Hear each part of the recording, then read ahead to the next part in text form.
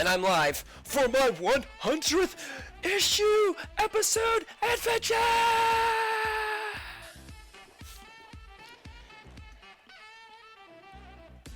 How y'all doing today? I'm feeling pretty good. 100 episodes, it's epic. And I managed to get my little video out there, which was really cool too. I love that video. I put a lot of work into it. I hope everybody else loves it.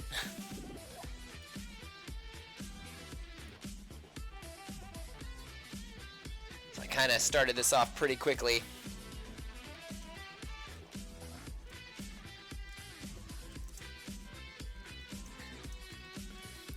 I'm just going to, because I did all this, I didn't think about posting where I'm at for other people that are trying to tune in right now.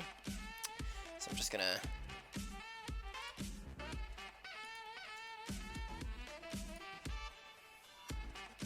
there we go. That should be good for now.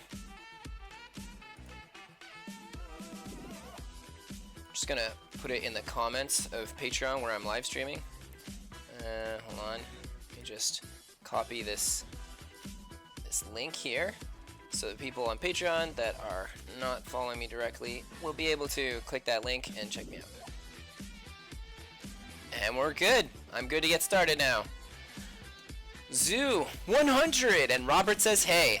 So what is the plan today? Well, here is my plan, okay? Whoa. Hold on. I clicked on something by accident. It's just gonna be 1 second. I clicked on something by accident. Oh, cancel. There we go. Am I still here? Okay, good. I wanted to open something up in Photoshop, so I used some hotkeys while I was on the YouTube page, and tons of things popped up, and I was scared that it was going to close it. Okay, the plan for today. So I was thinking that we could do one OC character and one classic pinup, and if I've got time, I would like to do one version of my own character, or one of my own characters. So we'll see how it goes. So for the OC character, I did 3 sketches today. So I've got this one here, which is going to be a little naughty. I've got this one here, which is super heroic, and I have this one here, which is going to be like taking a selfie. I'm pretty sure for my comic book, I'm probably going to go with that one. But we'll see how much time we have, because usually I'm like, oh yeah, one drawing an hour, and I spend like an hour and a half on the drawing to make it look all a little more polished, so we might just do that. I'm thinking that for our, you know what, let's just play it by ear. For now, let's just start off with a classic, pin-up mashup. We're not going to do any OCs just yet. We'll wait on the OC for the next one. So what would all of you like to see today? I was thinking it should definitely be a male character. Bam. Oh, I know that you can all see this little robot I have up here. That's actually called a hard suit. It's like a robot suit from a character named Bubblegum Crisis. I had somebody ask me to draw them this, and they're on Patreon, and they've been following me for years, and they've never asked for anything before, so I was like, I'll do that. So that's going to be mashed up in probably our OC, whoop, that was 2 weeks ago, in our OC illustration that we end up doing. But yeah, here we go. So, any dudes, what kind of guy you want me to draw today? I put him in a real superhero pose too. I forgot to think of a character to ask. Well, you've got like 2 minutes. I mean, think of a character that you really like. Keep in mind that this is the pose that we're using, so I can do whatever you want. But I'm only gonna mash up 2 different people. Maybe a third one if it works, but 3 people always, like I was saying before, it's a little too convoluted. Let me lower this down a little. So yeah, we'll start this off with a superhero bang.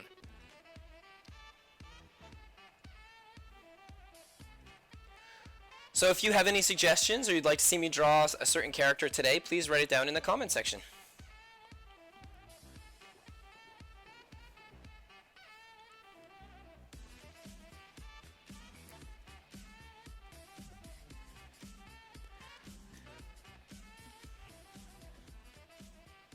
Nobody's got any characters that they'd like to see me do today? Oh, All Might. That's a great start. Alright, so let's go get some reference for All Might. Especially seeing as how this pose is so almighty.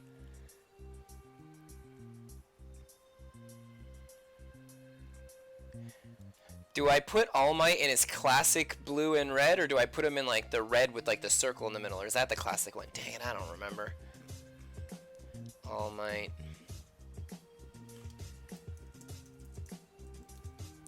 Character design. I guess I'm gonna put him in the blue, the one that's mostly blue, because that's like the best character reference I can find. Let's see here.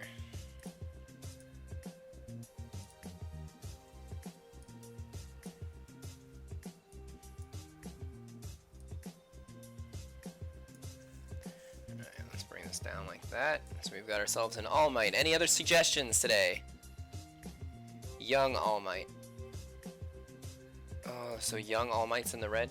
Well, I'm gonna go with this one, just simply because, like I said, I can't seem to find super good reference. Like, if you can get reference of, well, I don't know, his classic outfit is pretty nice, too.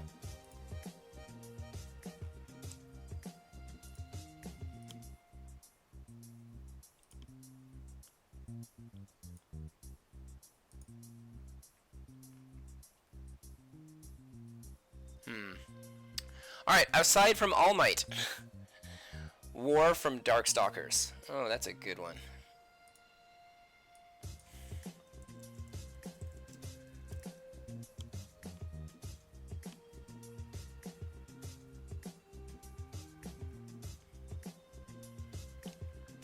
I don't know who War is from Darkstalkers. Are you talking about like Pyron or Jeddah or...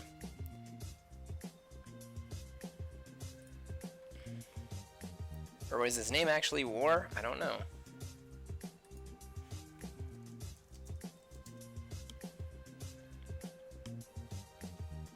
Every time I try to find him, I'm not finding any of it. And I know quite a few of the Darkstalkers characters. Did you want it to be J. Talbane? Donovan?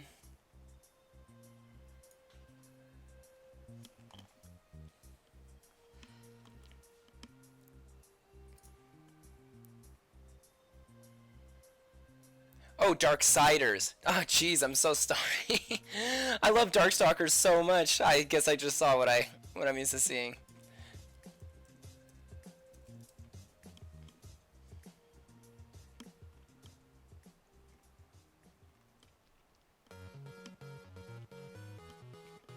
Alright, let's see. War from Darksiders. Let's look up character design, see what I can find.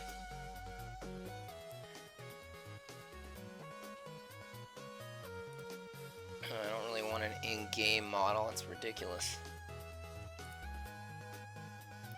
But I guess that's what I'm stuck with, so let's grab them. Copy. Here we go. War from Darksiders. Character designs by Joe Mad.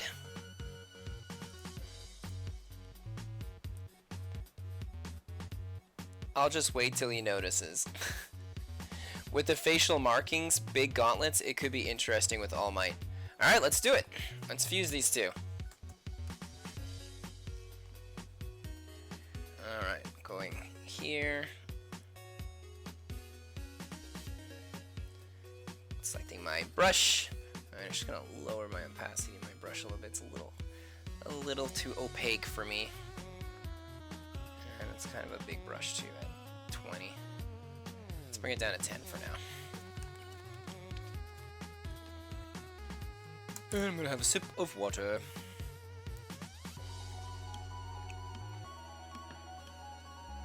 So, how's everyone doing during these trying, crazy, wild times?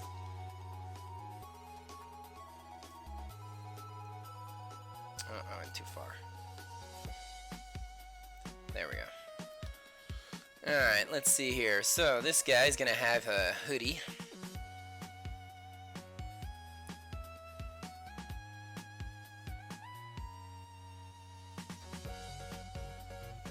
I don't like that going down like that, but coming out like this is nice.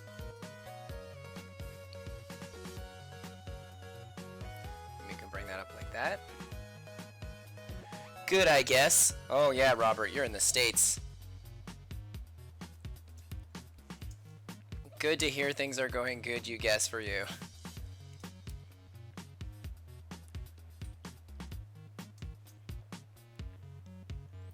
I finished Middle-earth, Shadow of Mordor. I'm continuing with Shadow of War. Oh, that's fun. Ugh, I'm still playing, well, I can't say ugh, because I love these games I'm playing, but I'm still playing Cyber Sleuth. I really haven't gotten far in it, because I spent a lot of time working on that little animated video that you all saw. And, like, animated, like, stills being changed every now and then. I guess that counts as animation. Alright, let's give him his,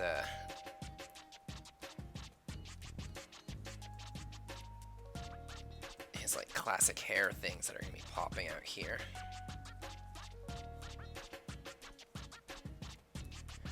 But yeah, I'm still playing Cyber Sleuth because I spent a lot of time working on other projects, and I'm playing Atelier Ryza still. Got a little ways to go. Well, I'm coming near the end, I think, to Atelier Ryza, but I'm only level 50, so something tells me that even though I'm coming near the end, there's tons of post-game stuff in this game, and I really like it, so I'll probably play it all. Let's erase this. Erase this.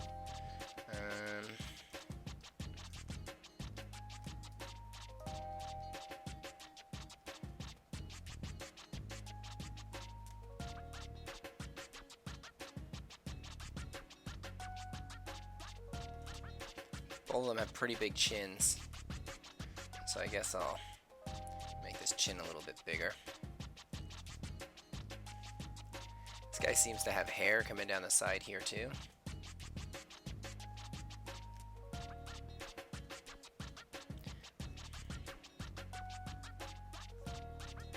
So I guess I'll do that as well. Let's bring it down like this, I guess. Give him some hair like that.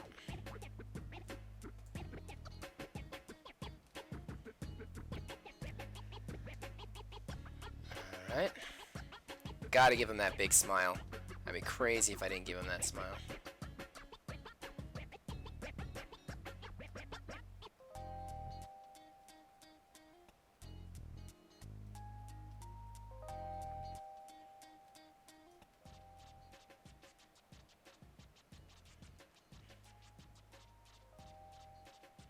Let's give him a bigger jaw. I haven't drawn comic booky style in a long time.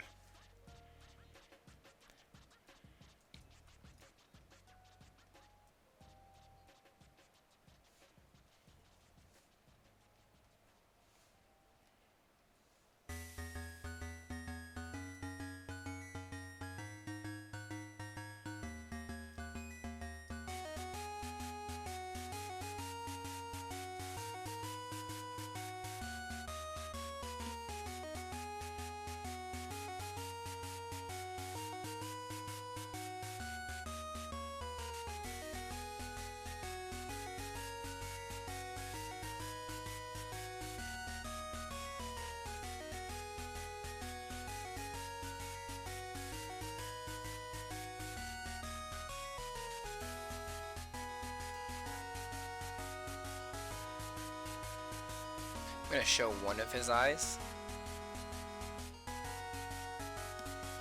because War really has that like glow going on.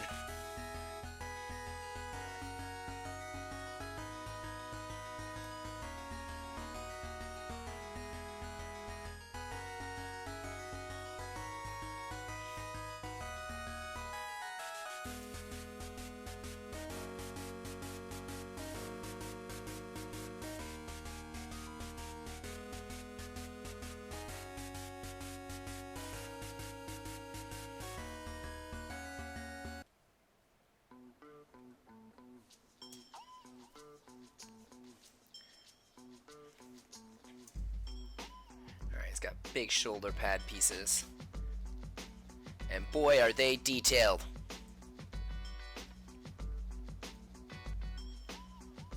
Expect nothing less from Mr. Mad and his character designs.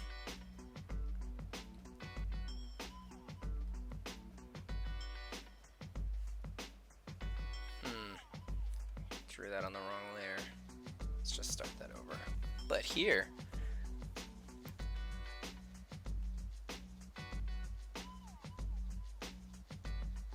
make sure you tell people that are with you right now to check it. My mother, ladies and gentlemen.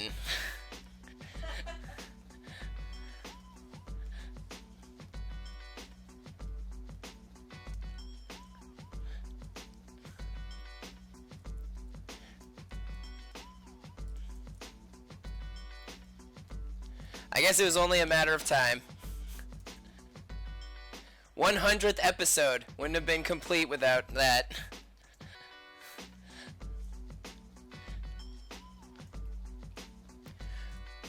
When I was younger, I think it was like my first or second day of school, in a new place, like I had moved in to this new place, and it was high school.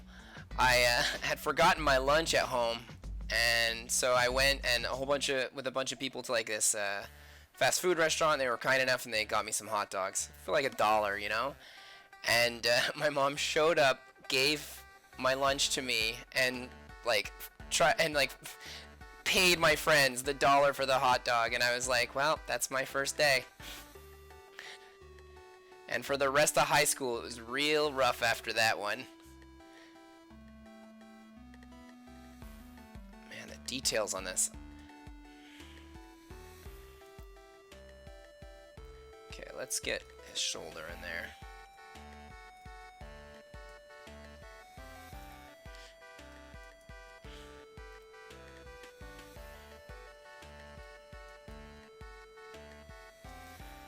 Alright. I'm gonna show off his arm for sure on this one. I'm not gonna give him a shoulder on this piece.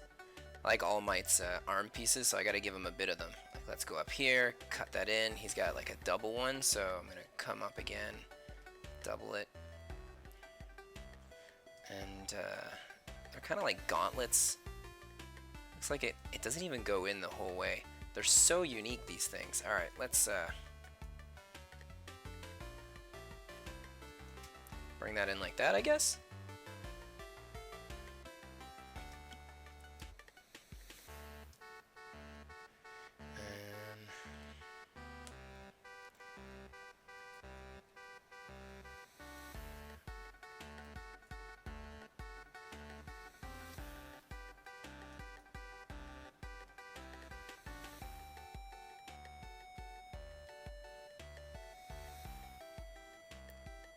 This one goes in a little more.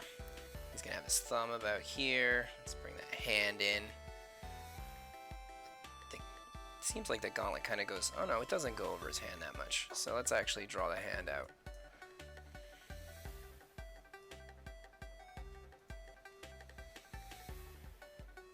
What I'll do is I'll actually try and make this gauntlet feel a little bit like the gauntlet of war. I'm gonna actually type down the name of these characters. War X All Might. There we go. Just so I don't forget.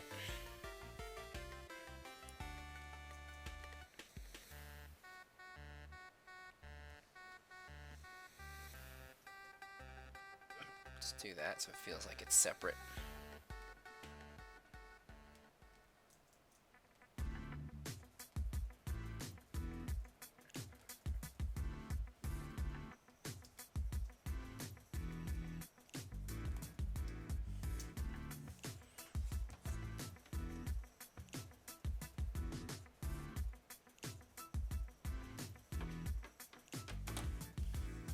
Sorry, I'm getting messages on my phone.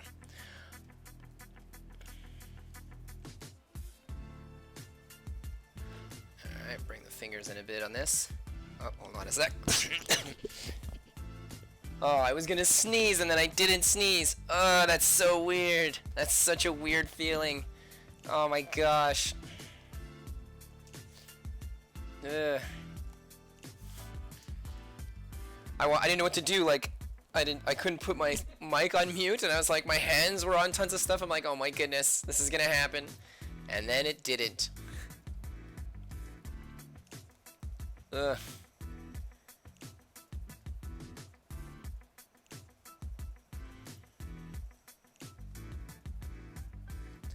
Alright, this guy's got tons of armor. He's got like a cape. I gotta stop drawing all these muscles because we're not gonna see them all. Alright, let's leave him a bit. Let's give him his sweet, like, war belt that he's got. We're gonna show some of his abs. It's got like an eye on this thing, so I think it's kind of cool. An eye and a diamond. So that's. I think it's an eye. I'm not really sure what I'm looking at here.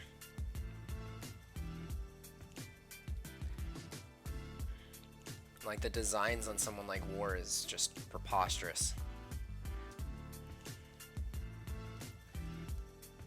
And All Might's got like these little wing things, so I'm gonna draw them on here.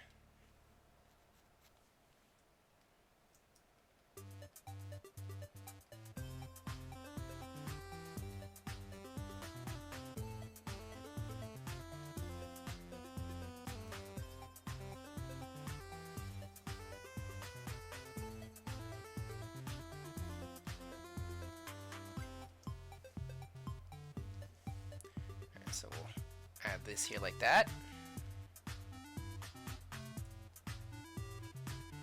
So I'm going to make his belt a little tighter than the belt of War, because War's belt is kind of big, and I don't mind it. It's just, I gotta like fuse these somehow. I will give him that little like skirt thingy though. I always think those look cool.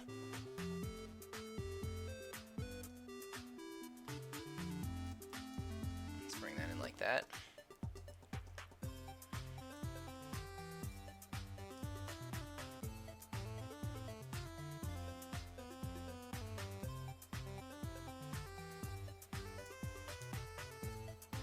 All Might, great work. My wife, ladies and gentlemen. Now I just need my brother to hop and my father to hop on here, and my whole family will be watching one for once. It's about time.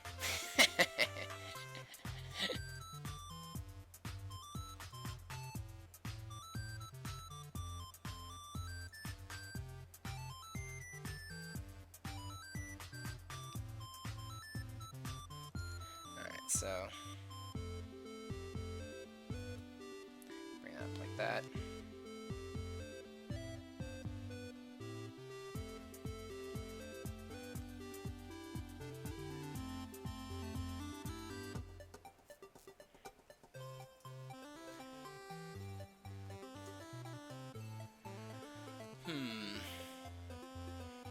Man, All Might's got some crazy legs. Crazy leg muscles. Alright, here's what I'm gonna do.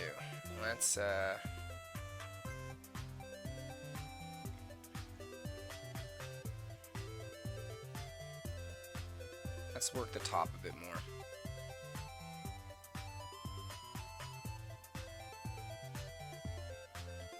Little torn pieces here.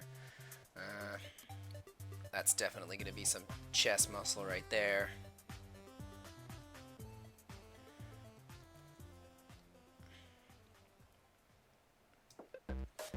Alright, so he's got his hand here, but his hand's a little small compared to that gauntlet that he's rocking over there. So, what do I do? Well, I grab this hand, and I make it massive on my sketch. Like this massive. No, I don't like it. It's gonna look off. It's gonna look like I just drew it improperly. Alright, whatever.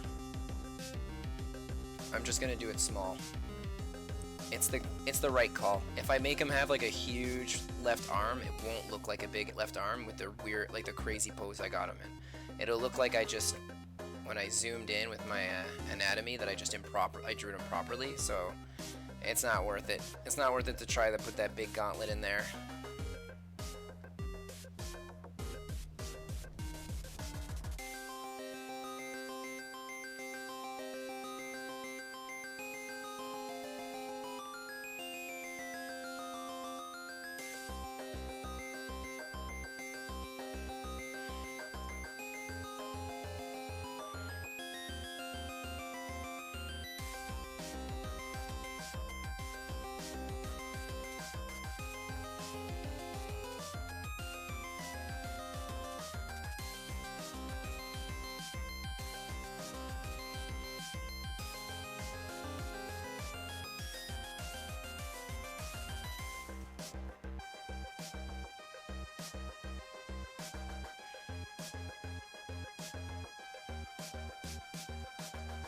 Yeah, good call.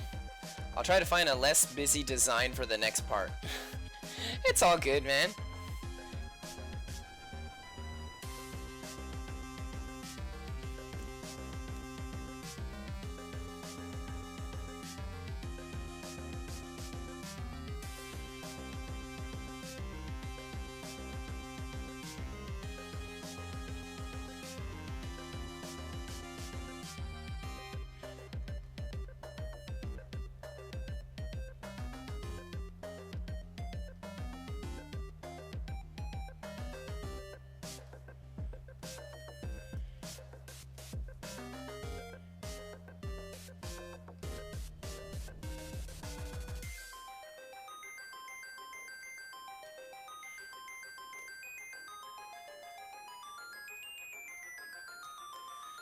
Tons of muscle. Now let's do his little All Might spike design here. He's got this thing here. This comes up. He's got the pieces that flow here. Very American design.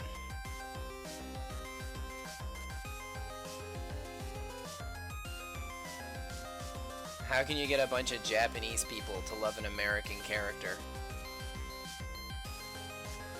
Well, you make them like All Might. Over the top, ridiculous. Like America. Like America, over the top and ridiculous sometimes. But All Might's such a lovable character. I've only seen the first 2 seasons, and he's just so awesome. It's fun because I haven't drawn All Might for a long time, but I did do a sketch of him a while ago. I think near the beginning of my live stream, so that's kind of cool. That. That'll come out like that. Bring that up.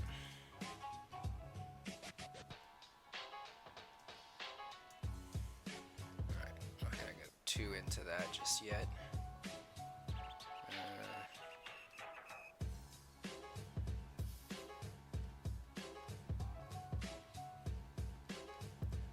This looks like it's got like a skull head on it.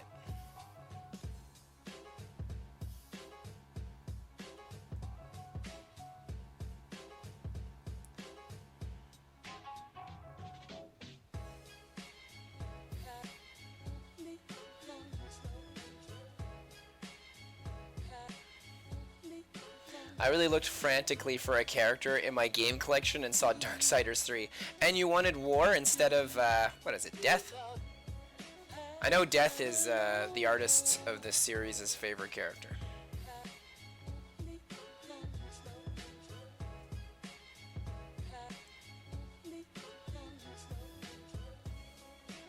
Let's erase that. Keep that down like that. Darksider designs have faces everywhere. You should see his sword.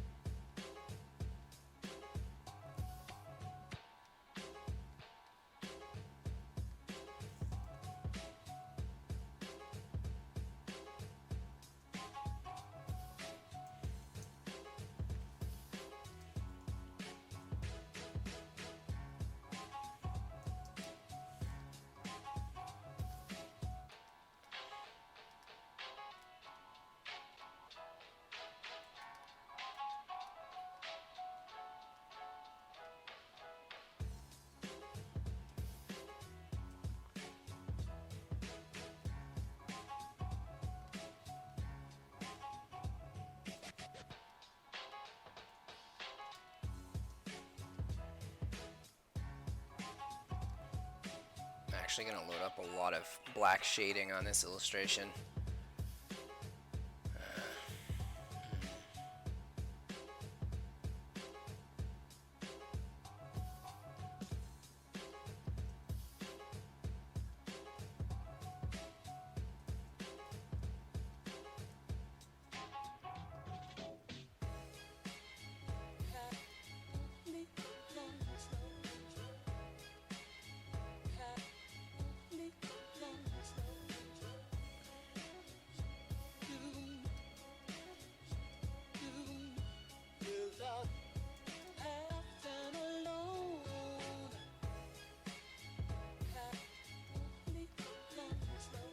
I can do way better on this face. I don't like this at all. Death didn't click with the bulky All Might.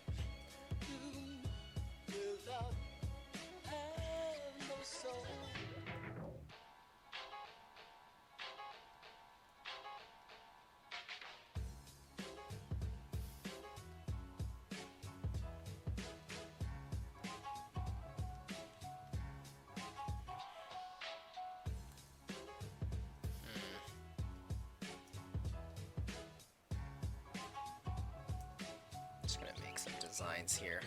I'm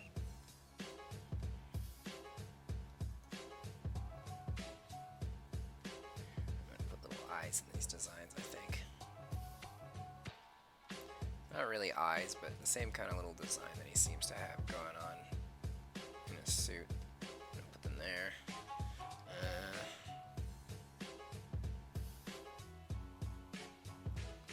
Alright, so let's see how this is looking so far. Oh, I gotta finish the muscle definition in the arm here. There are faces everywhere in Darksider except in Death's face. Yeah. Alright, let's see here. I'm gonna fuse that. If I get rid of that, that gives me a base sketch like this. Alright, I'm sure I can do better on that hand.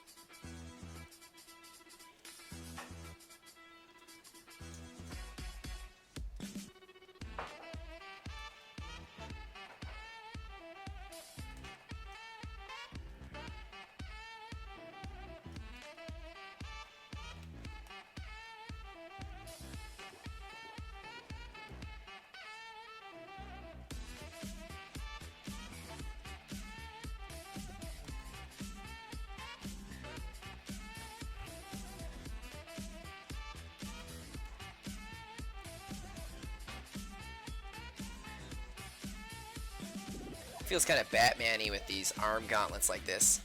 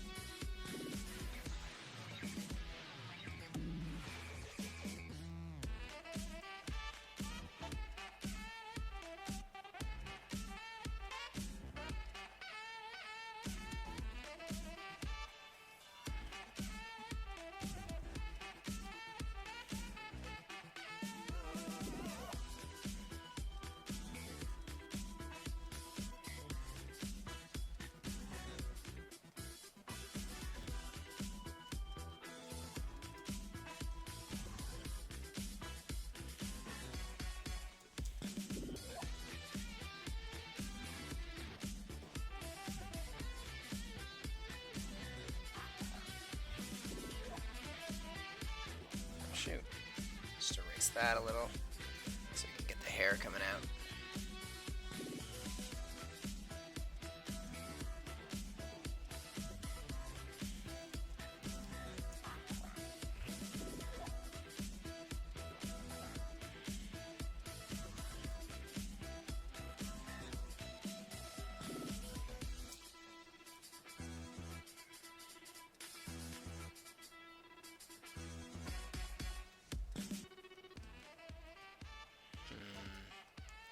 Make another layer. I'm going to start filling it with some black.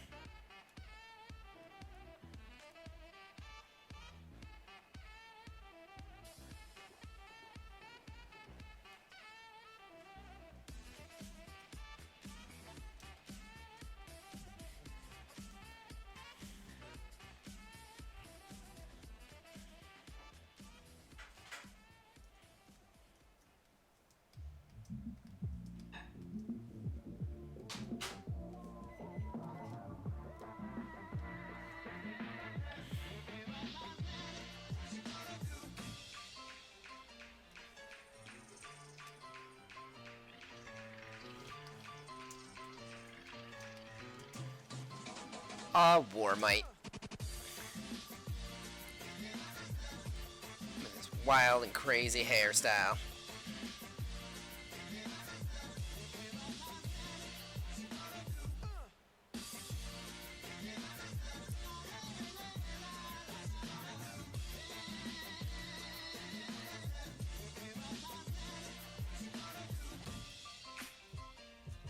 Let's look at his hair real quick. He's got a couple strands, so let's put more than one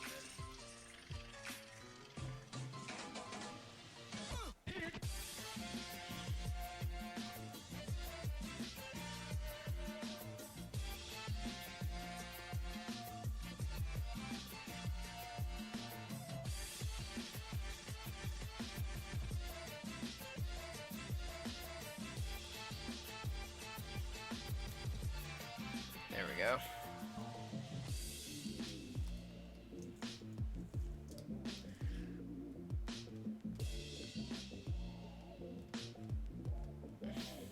So, what did y'all think of my little video that I made?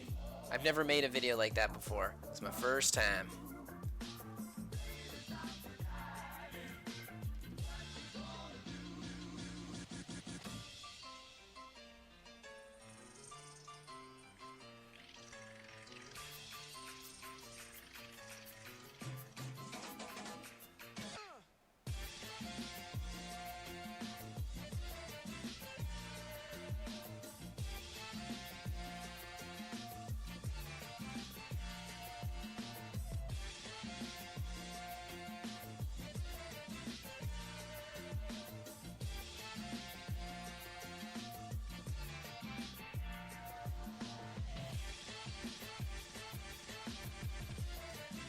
This isn't turning out the way I was hoping it would. I don't like his face at all. Alright, let's fill up the black and then I'll work with the mouth and everything that I don't like afterwards.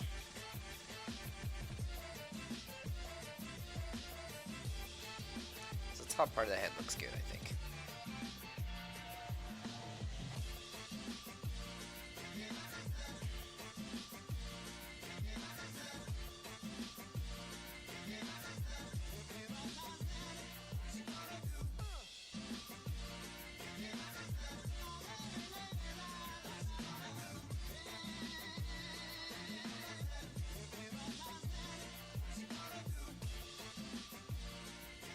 Oh, that's terrible. Okay, let's redraw his whole nose. His nose really bugs me.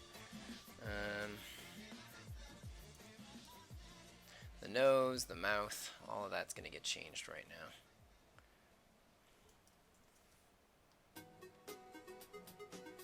I got a lot of face area here, so I should be able to fit what I want into it. That's a little small.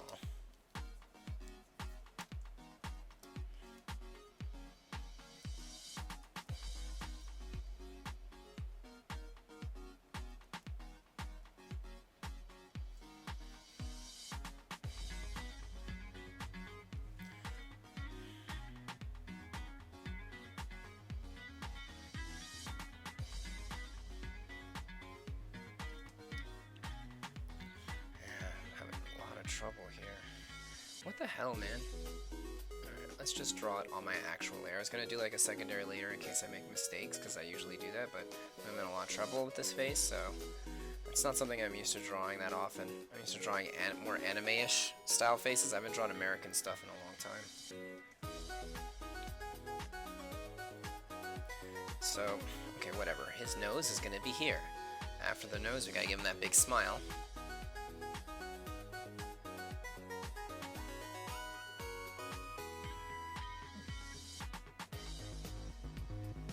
Smile, we can bring it up like that. And then he's gotta have this.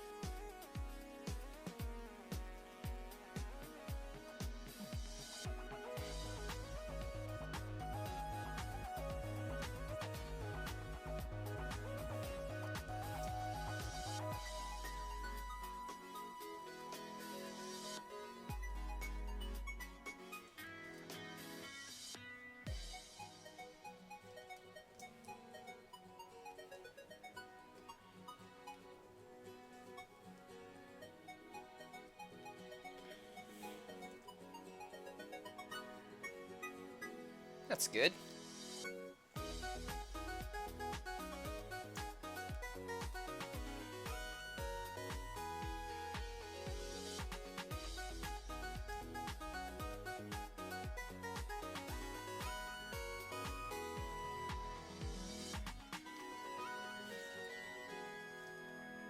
Starting to look a little bit like All Might now. Let's give him some lines on his my son here.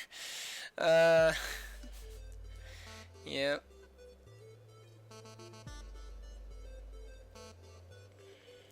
There we go. A couple of lines for his eyebrows.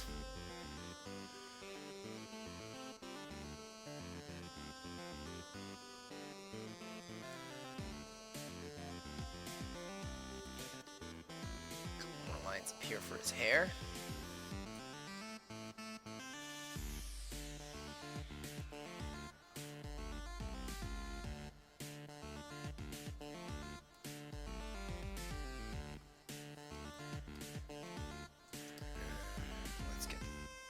End of his hoodie to be a little darker.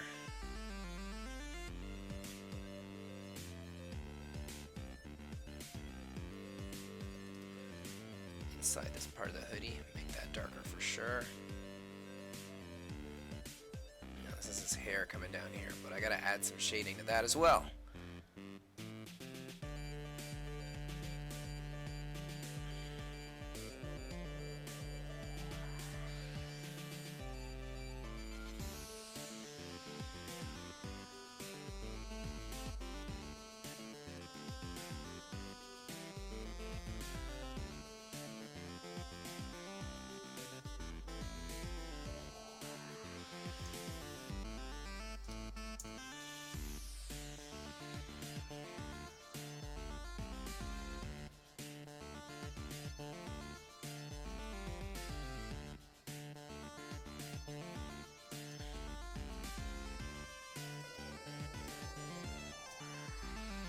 Alright, so that's starting to look a little more like All Might.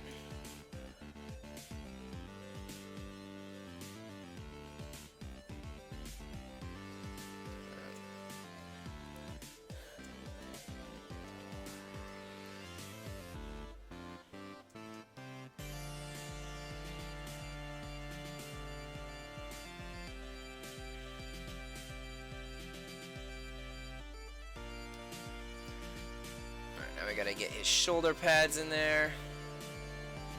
See, I think his shoulder pads like tons of designs and writing. I would have liked to do like the logo for My Hero Academia, but I just don't know it. Hold on, give me a sec. I'll see if I can't find it. Maybe I can throw that in the top corner. My Hero logo. Oh, jeez. No, that's not a good idea. It won't look good. Alright, well, back to just making this a fusion of this guy. He looks like somebody that could fit out of like a Conan style comic.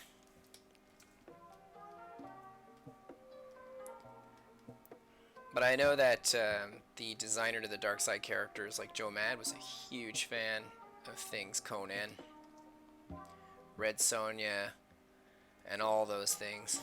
It's funny that I'm doing a drawing like this because I just watched like a documentary on his life, and now I'm doing a drawing of one of his characters. And I watched one yesterday while working on something, my comic stuff. All right, let's bring that in. I'm gonna shade this up here. Let's fill this up a little bit too. I gotta remember to keep it sketchy. I've got like drawings to do for a while, and actually just doing like these little drawings here, like just this one drawing basically is killing my hand right now. So it's gonna be rough having to do this for another hour for another one, so we're gonna make it like a light, fun anime illustration for sure. But what I should be doing is not rushing it. Like here I am, like my hand's like, go faster, go faster. There's a lot of detail, Eric, but I have all the time in the world. I'll end it when I end it.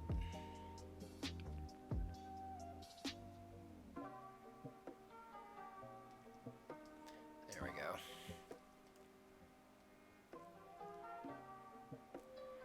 I like to fill in like big layer areas with black. That's fun. Really makes me think of back in the day when I used to draw like more comic book stuff.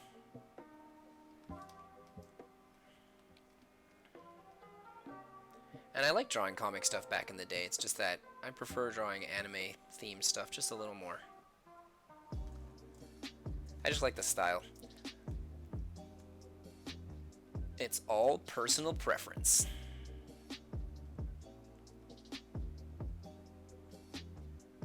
Alright, now that we got like some of these blacks filled in, oh no, I'm not going to do that just yet.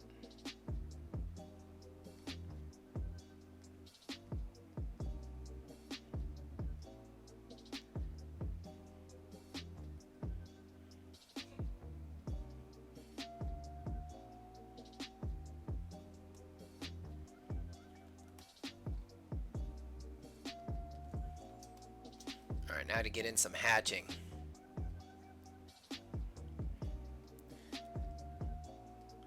For any of you that they're trying to learn from what I'm doing today, don't ever hatch like this. Hatching lines should be like very precise. It's just because this whole drawing that I'm doing right now is a sketch that I'm putting less work into it, I guess. Like you never go like this, like I'm doing a hatch. You usually will keep going from top to bottom like this to make it like a cleaner look.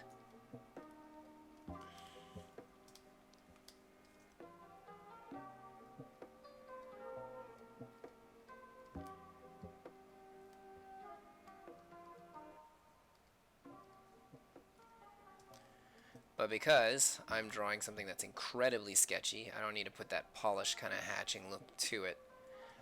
Plus, if I made one area super polished and super nice and clean and the other area not so clean, it would look off.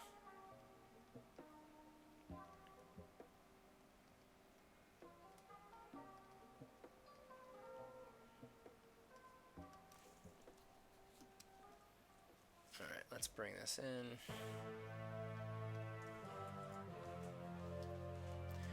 can easily add a little bit more hatching back here because it's further away. I should definitely put some here. I don't want this getting mistaken for his hair. There we are. He's got his big old chest muscle. Dwayne "The Rock" Johnson style pecs. Alright. That's starting to look like All Might. Looks good.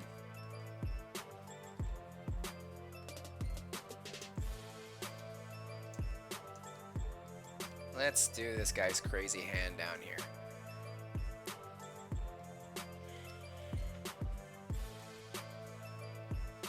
He's got like a spike thumb.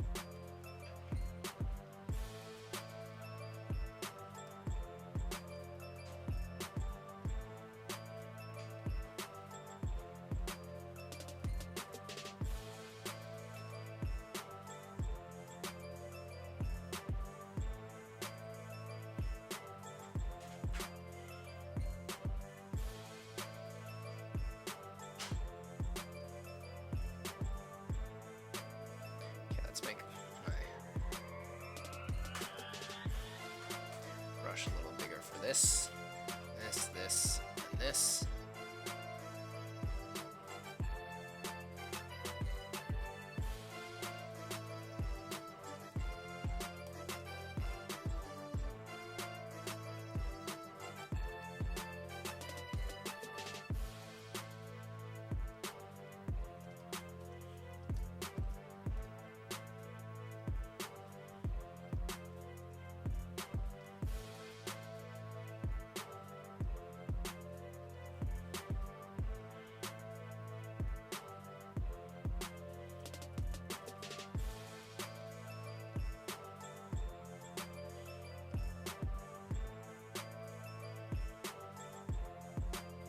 Alright, now this whole hand is further back, so I'm not necessarily going to want to, like, I'm going to do my hatching here like I usually do, but then I'm going to do like I'm going to do extra hatching on top of everything afterwards, so that way it can push it back in the illustration. I just want to add a couple more details to this, like, armored piece here.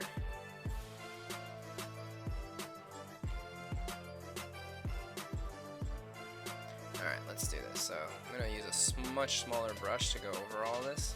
I'm just going to go over the entire thing.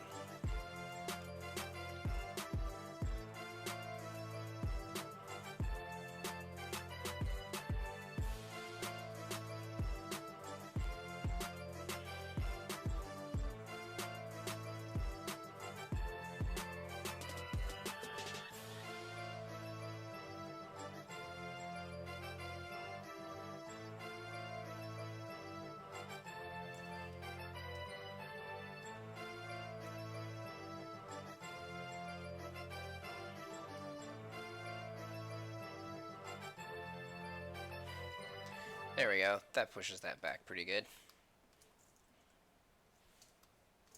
I'm gonna save, because it's always good to save.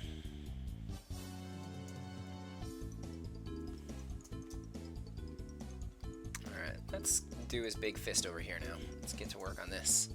And I'll bring it down to the rest of his body. We're at 12:53 right now, so I got about 35 to 38 minutes to finish this one, and then we'll start the next one. Next one's going to be original characters. So if you have you know what, even if you don't have original characters, but I'm already going to be putting whatever original character it is in a hard suit from Bubblegum Crisis. Most probably. I might not, maybe I can save that for like next week, but we'll see. I also really wanted to do a pinup of one of my comic book characters for issue 100, but I don't know if that's gonna happen. Like, it's just too many sketches. It's just too much.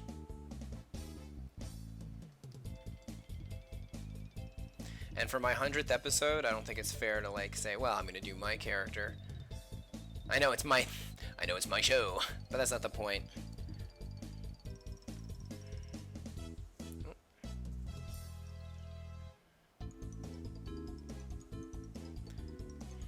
Okay, let's see here. I'm gonna fill this in with black. This whole thing here.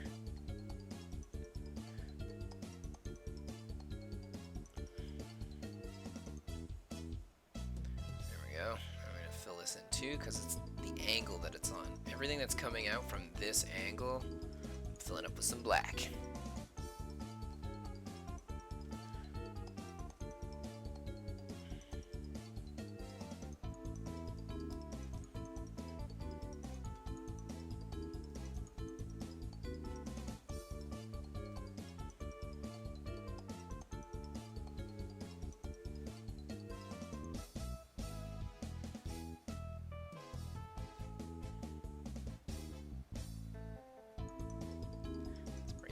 This is going to be dark here too.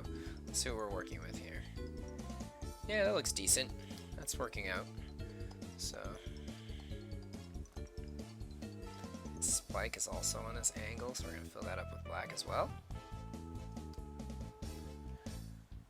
Lol, the whole family here. Ah, man, Robert, I know, man. It's pretty funny.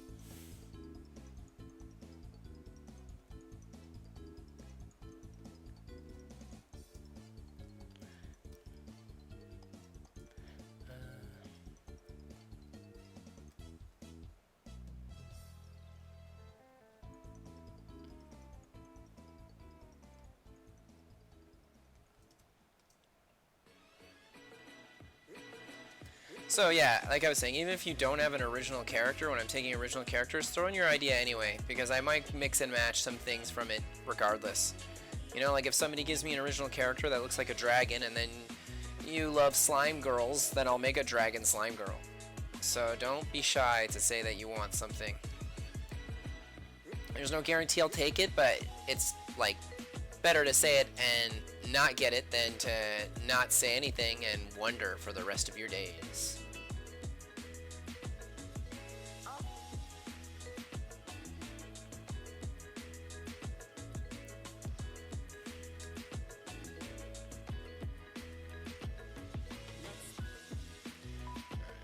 That I can fill up here like this.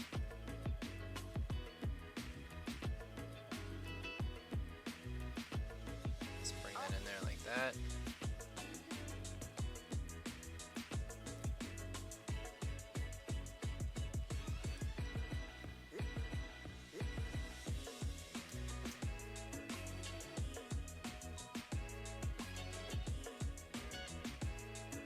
Make this a little thicker.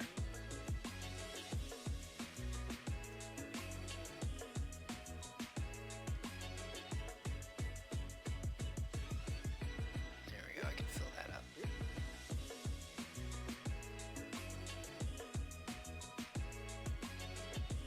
Basically, for the next 40 minutes, it's just me filling in blacks here and there, where I think it would look cool.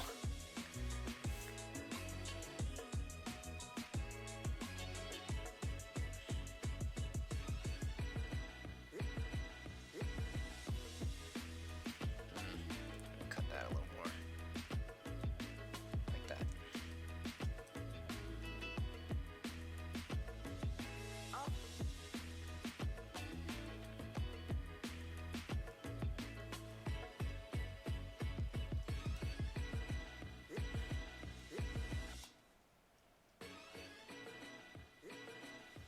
Okay, let's fill that in here.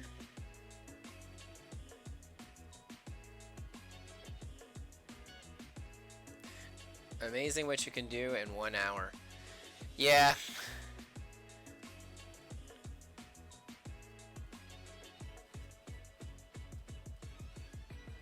Let's do that. No, I don't like that. Hatching's all going in the wrong direction. That's not what I want. What I want is it to go in the same direction. This direction.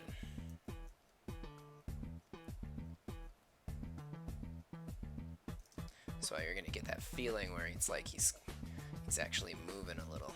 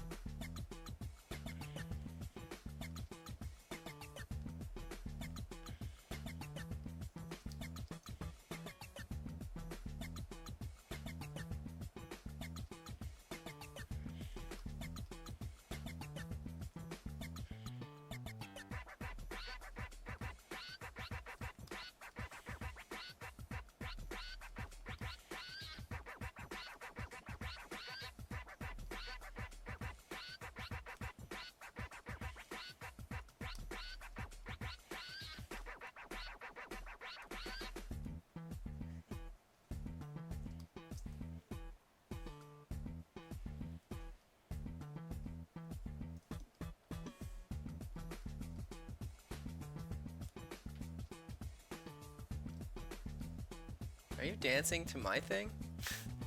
And my wife next to me, she's just dancing to these sweet beats. It took me a while to find these sweet beats. Congrats, Erics, for the 100th. Thanks, Louie. But I remember back when I did my first one here on YouTube, I think I did like the first like 7 or 8, and then I was like, ah man, YouTube's tough. I'm gonna do it on another thing, on another platform. So then I started doing it on Facebook. And Facebook at first seemed easy. Like they trick you, you know? I'm like, oh, this isn't difficult. This is like really easy to post, really easy to go live. Plus, I already have like a lot of followers on Facebook, so I would get like generally like a good like 20 or so people that would end up like joining in throughout the course of the hour. Sometimes even more, which was awesome. And that's far more than I'm getting on YouTube. But they constantly remove my videos. Like this song right now would be playing, and they'd be like, sorry, infringement on so-and-so, and this is a free song. Like, I know it's a free song. Like, I went and I worked real hard finding this free song because I wanted ones that I kind of liked that I could listen to for the next hour. And, yeah, no. Facebook doesn't want it. Like, they'll cut you out for the smallest thing. They'll see what I'm drawing and be like, oh my gosh, there's a picture of All Might in your illustration that you're using as reference. Nope, that's against Facebook policy. We're cutting you. So it's like they would always find like these reasons to like cut my videos and remove them. So out of my 100 videos that I've done with the title I Love SketchUp, I lost like a good, I'd say I lost a good like 10 of them.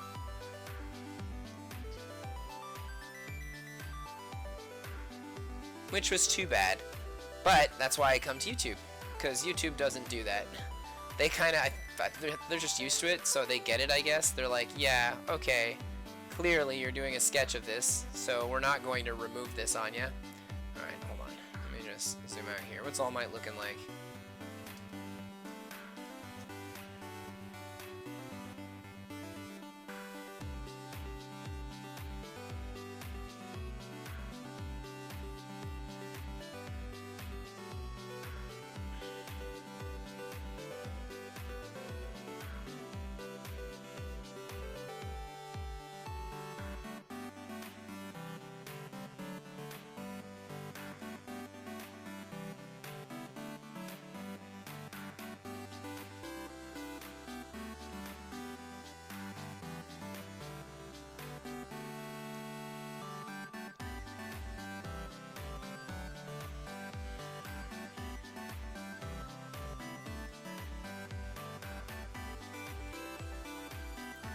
make a much smaller brush than that.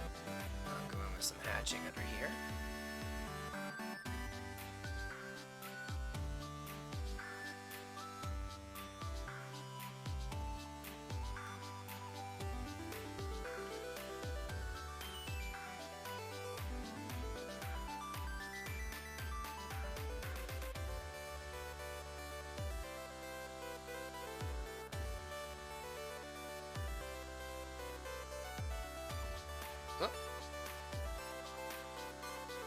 Accidentally clicked on my crop tool by mistake.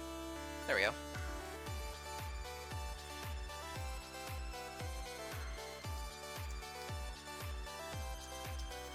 Alright, All Might. All Might in today's live stream session.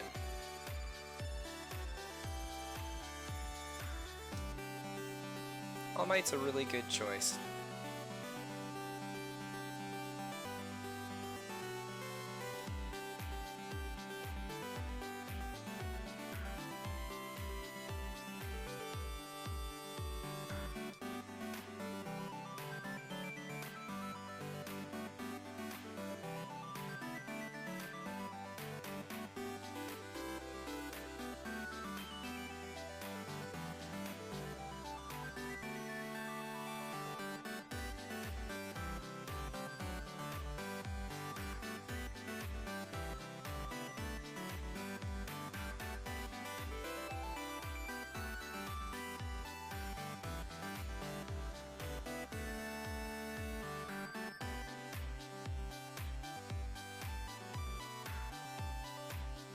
Sorry, I haven't been talking so much.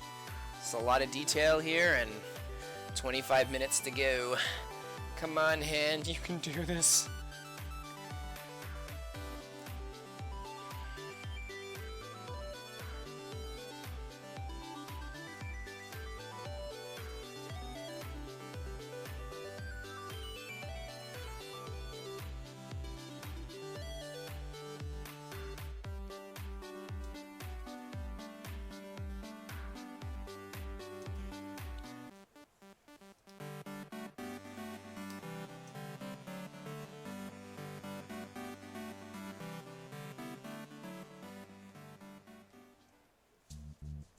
Congrats to the 100th, leaving this site to show your father your video. Stay safe. You too.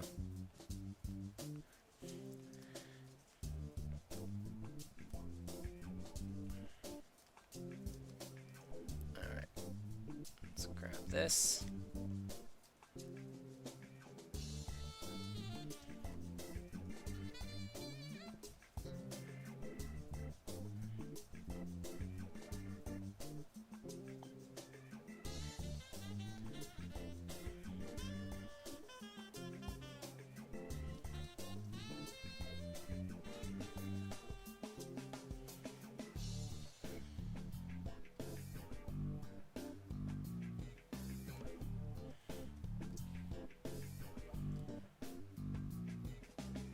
So yeah, my music. It took me a while to find like some decent beats to put on here. That were free, of course. I remember at one point I played the River City Girls soundtrack once, and that got it removed so damn fast. But if you want to hear an awesome soundtrack for a really great game, River City Girls, it's awesome. I was really promoting it, but it's, you know, it's like promoting things like that is such a gray area. Like if any of you ever would like to do it or you're thinking about it, because you need to already be a very well-established, popular illustrator to be able to get away with promoting stuff like that. Otherwise, the companies don't want you to play them, because it's infringement. And it's weird, you know, because, whatever. I'm not gonna get into that today.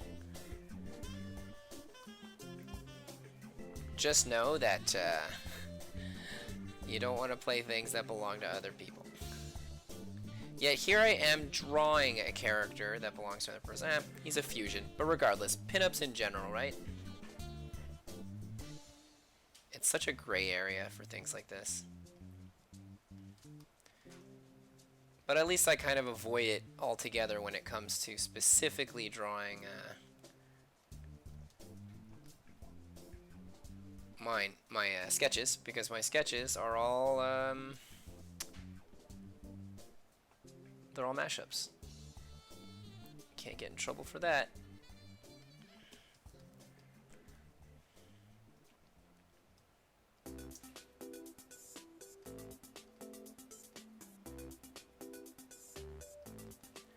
Let's see what I got so far.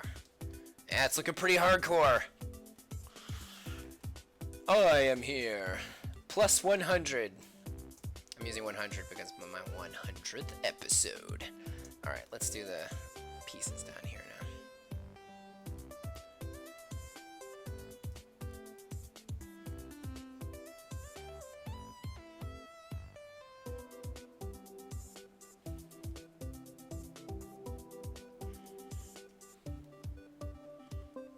Alright, I just got like these little claw design thingies that I put here. It's weird, usually I don't like using a thick brush on my drawings lately, like I've stopped doing that because I find I don't like the look. But for this guy I had to go right back into using it. But it looks good though, because I'm not just making the lines too thick.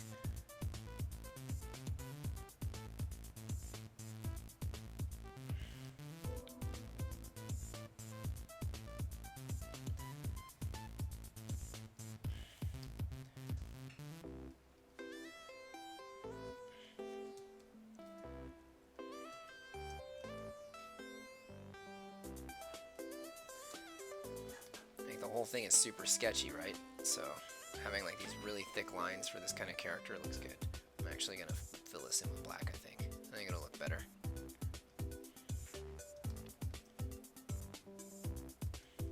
There we go. Alright, let's get in on that leg. Well, actually, let's do the little skirt thing he's got going first.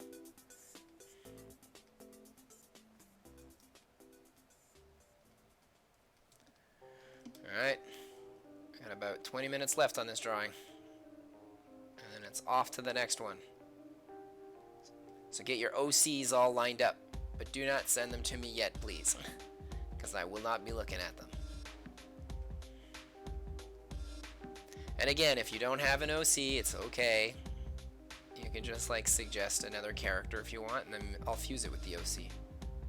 It's not fair that people that have OCs get a drawing and those that don't get one.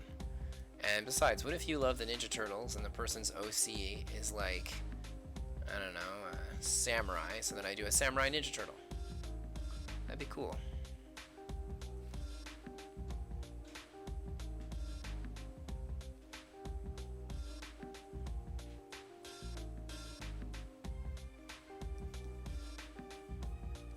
Just gotta massage my hand every now and then. This is a really intense drawing I'm doing, and I gotta do it quickly so I can do the next one. Just give me a second. I'm gonna drink some water.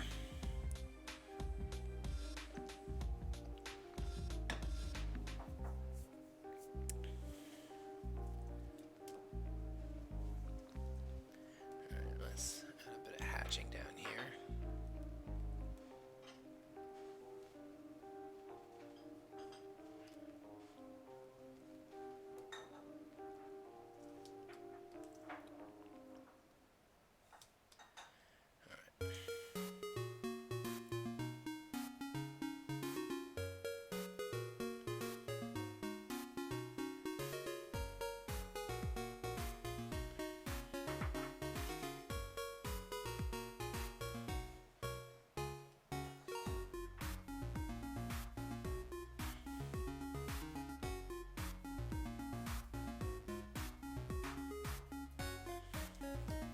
There we go.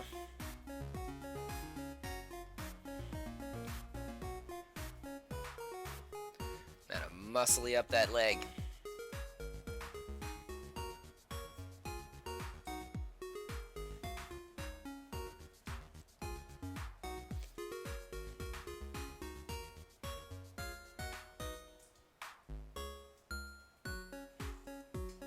Very heroic Superman style pose. Sometimes I get references for my illustration, and I don't remember what this one was. I'm pretty sure it was Superman.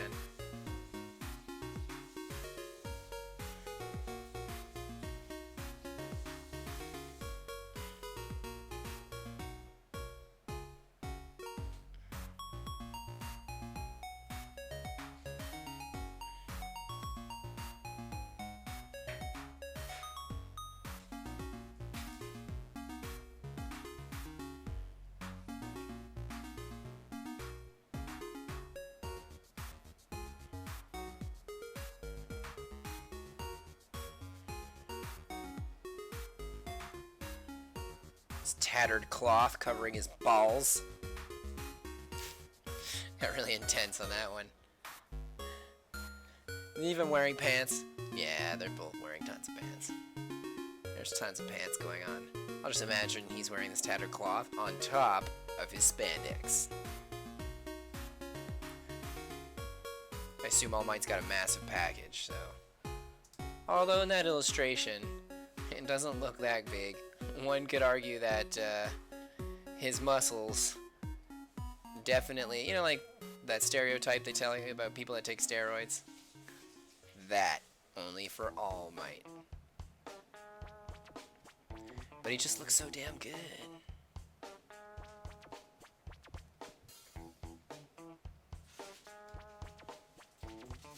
There we go.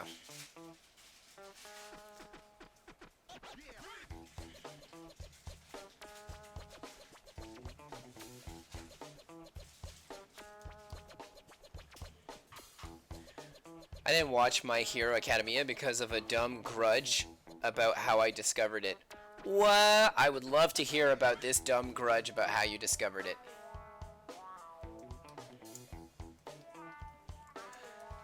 Your next door neighbor and childhood best friend beat the crap out of you while it was playing in the background.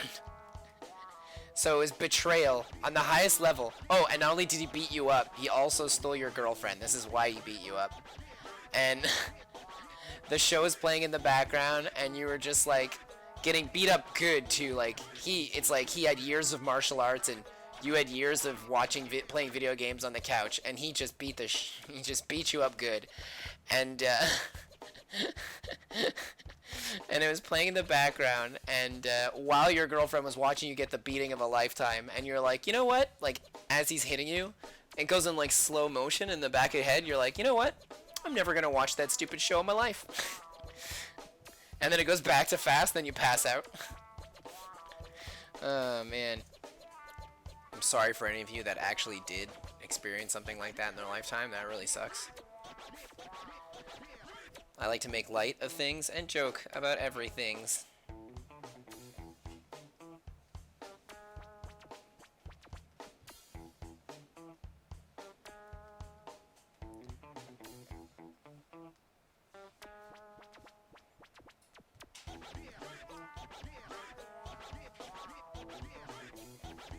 Let's really fill that in here.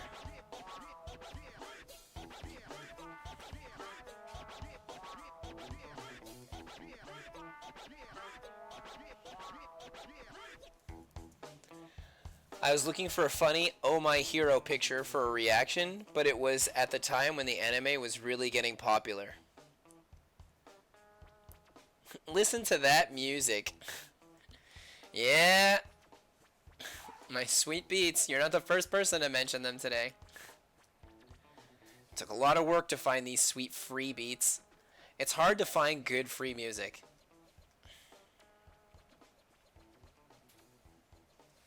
Alright, let's something like this.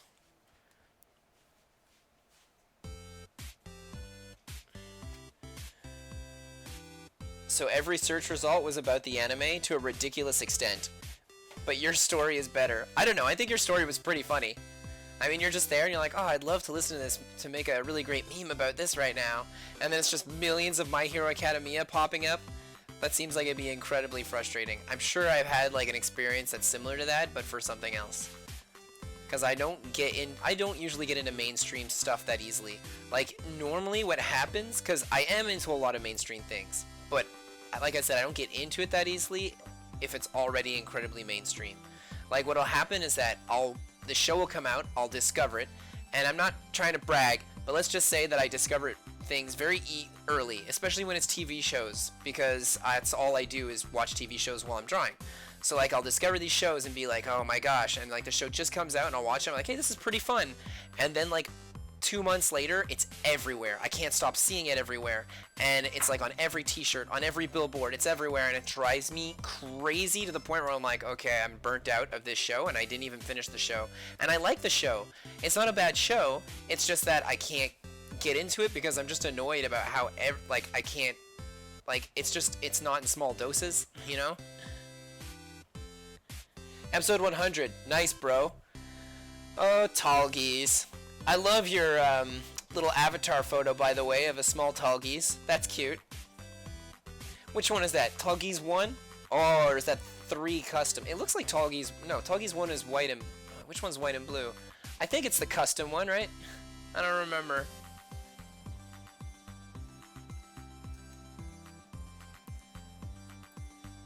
That's 1, bro. That's 1. Yeah, that's true. Tall geese 3 is like a darker gray. Ladies and gentlemen, one of my brothers. So now I have my whole family on here, except for my brother, my younger brother. My youngest brother. Alright, let's see how this All Might's turning out. Looking pretty nice. Coming to the end here. 10 minutes. What can I do in about 10 minutes? Let's add a bit more shading on his hoodie.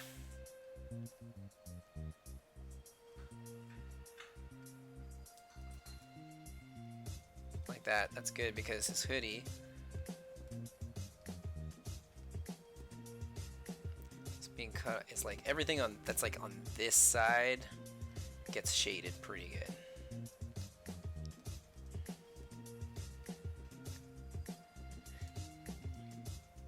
Took 100 episodes for all my family to show up and check out my live streams. Better late than never, y'all. Besides, not everybody likes to sit around and watch somebody draw for an hour.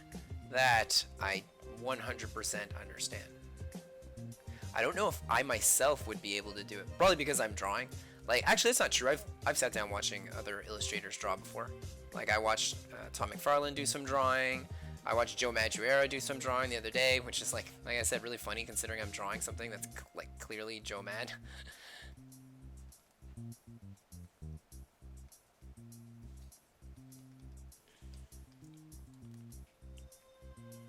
So I do watch a lot of other artists draw. It's just that I'm so busy doing so many things that I don't always have time to watch things like that. Usually I listen to music. I listen to music, audiobooks, or I'll have like TV shows playing in the background that I've seen a million times over, like season 5 or 6 to The Simpsons, because I love those seasons so much. Like, I have them on DVD and DVD. I know, right? Anyway, I have them on DVD, and so I'll watch them like till the CD, the laser burns through the CD, you know, like over and over again, because I've seen them so many times. So when it's playing in the background, it's like less lonesome to do my illustrations.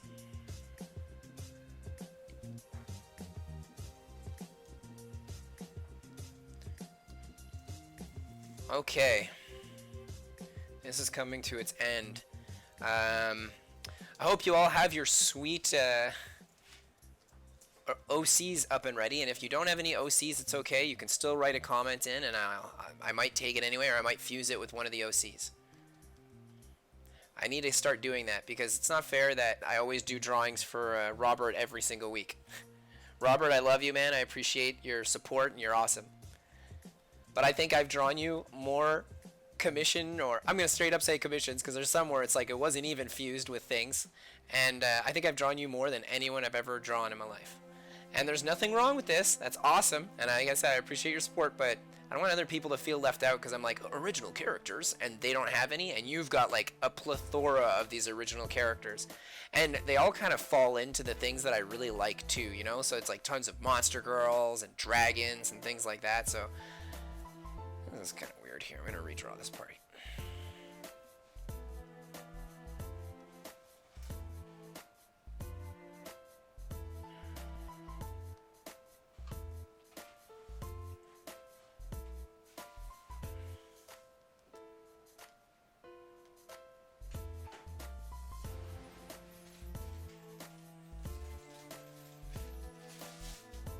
So I have to like start making things easy for people that don't have OCs. That was like the point of my whole story that I like kind of blacked out in telling just now.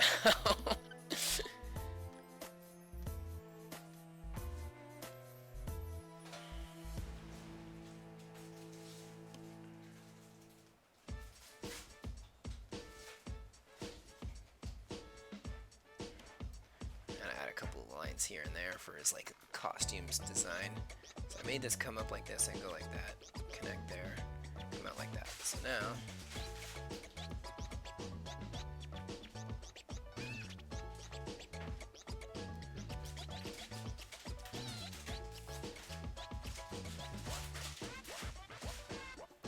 that's there, comes down here, goes up like that.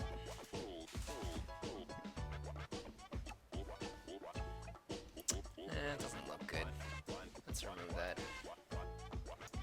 What I will do is add a couple lights here.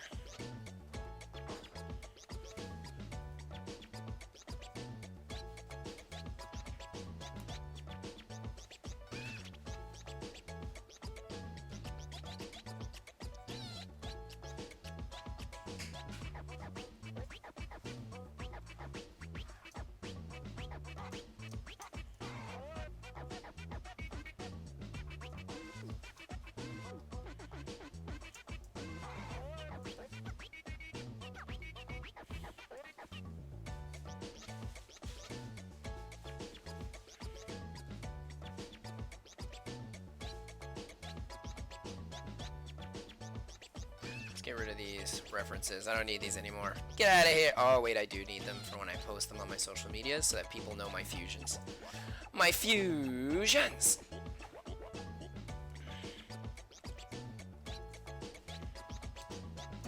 Okay, this one's a little not the way I want it. Let's bring it up and around.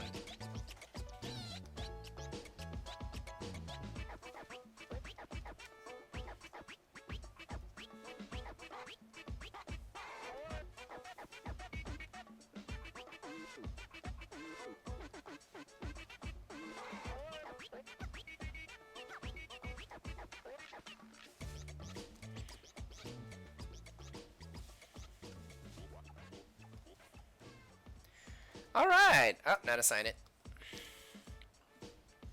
Yeah, I knew that E was too thick when I did it. There we go. 19. Hiya. Oh, wait, we're not 2019. Damn. Look at me. I think that's the first time I made that mistake this year. Alright, 2020. Boom. 20's looking way too big. Wait, you're trying to show off? 20. Nice and small. 20's clearly not a good year for most people, so... Alright, we're done our War Might. All Might fused with War from, the name of that game. Darksiders. Alright, get rid of this sketch. Alright, so next up I have girl doing a selfie. I made her breasts massive. I might make that a bit smaller. We'll see what kind of illustration we got coming up. Or I've got girl with feet coming at you. I might bring the feet down a little lower. I might cover up a bit. We'll see. We'll see. They're just quick sketches that I did to get me started. Ugh. It's been an hour and a half. I think I'm going to fill up my glass of water, and I'm just going to go to the bathroom, and I will be right back and ready for the next half hour. So I hope you have your ideas for the next sketch. I'm not going to show any of my sketches, pre-sketches that I did, so that way you all have like an idea in your head, you know? Ooh, and check this out. I have this nifty little thing I just added today just for this. Boop. I'll be right back. Just give me like 1 minute, please.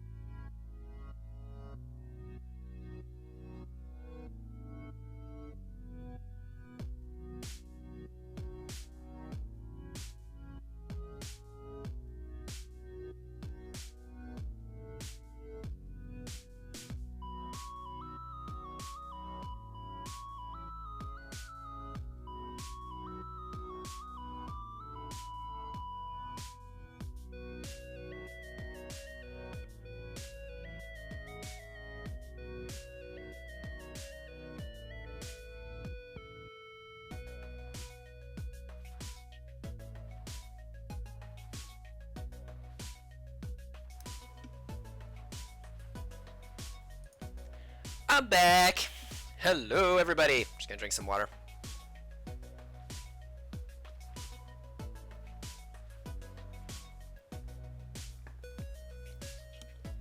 All right.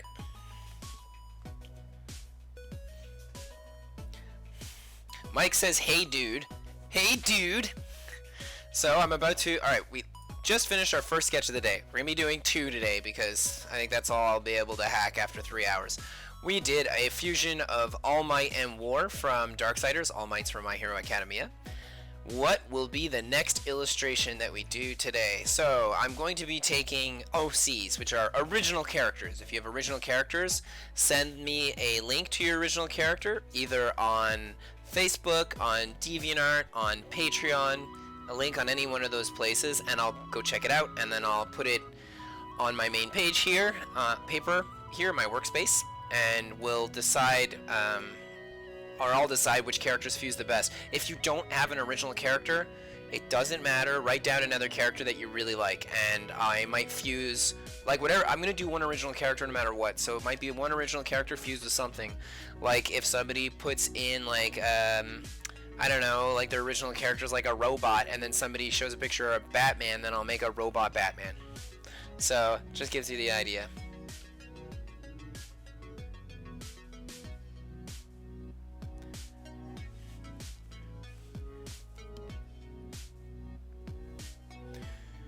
I noted you, my OC on DeviantArt, and I'm on my way. Let's check it out.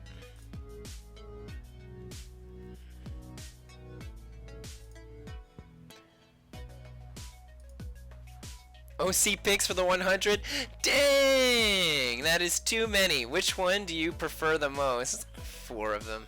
Alright, I'll grab all 4 and I'll put them on my paper, and then we'll choose through that. Alright, one of them doesn't seem to have worked, but we got Choosy. I don't know why I don't just keep Choosy permanently fixated in my templates. I think I might do that. Like all of your stuff, Robert. Okay, so we've got this one here. After that, we've got... Oh, this is new.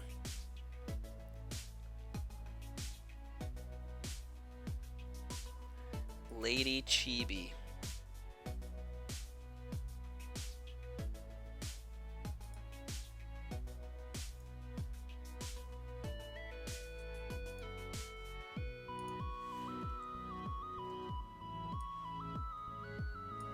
Now this one's even got like a whole character profile sheet.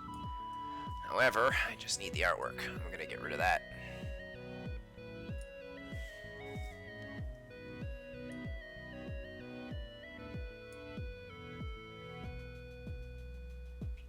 So this is Lady Chibi.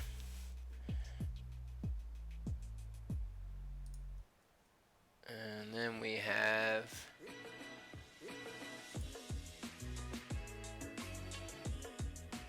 Is her name Scarlet, your dragon lady? I don't remember. We got Dragon Lady.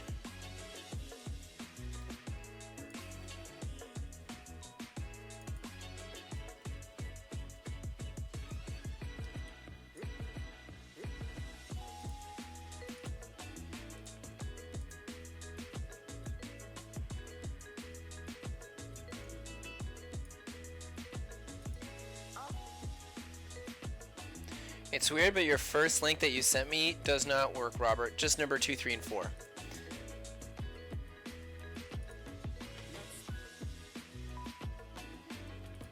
Here we go. Alright, so I've got 3 here. I know that somebody had suggested, like I said on DeviantArt, that I do a character from Bubblegum Crisis, so I'm probably going to fuse this Bubblegum Crisis character up with one of these monsters. If nobody else has any original characters or any concepts or ideas, like, please let me know.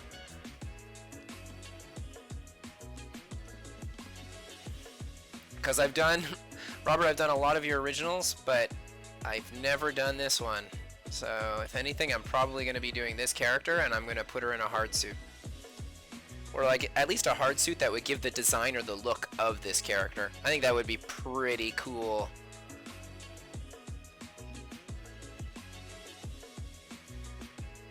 But that being the case, the 2 sketches that I did for today, I don't think will work for this drawing, so I'll make like a whole new sketch.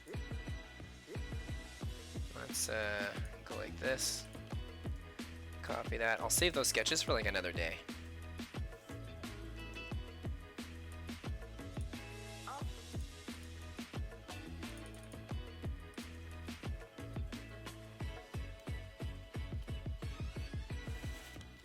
Alright, nobody's saying nothing, so here we go. Gonna fuse these 2. Alrighty, so let's see. I gotta do a sketch. For my base sketch, let's make my pen a little bit smaller. And I'm gonna do something that's just a little more like, I guess, heroic. Like, it's fun because I did an All Might, like, super heroic thing, and now I'm gonna do this.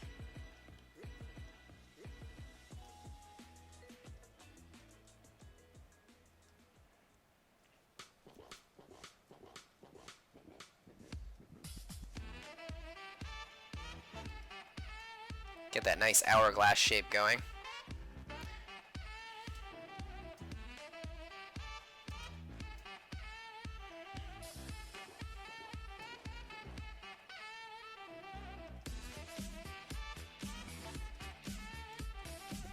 Okay, I noted the link again. It's okay, Robert. I like this one. I'm gonna go with this. But if you want, I can always check it out. Hold on a sec.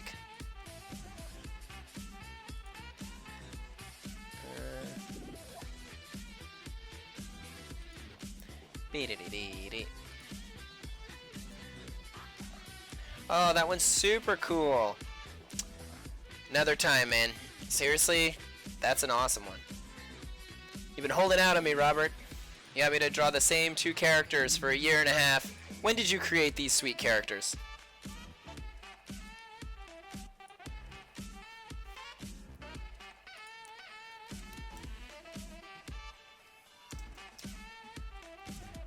I do like your other 2 characters a lot, though.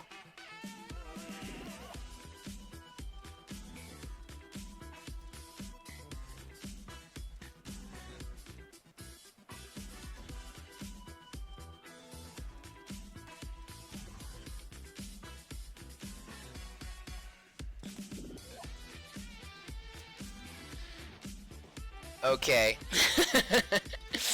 Oh, man. I'm just teasing you, man, Robert.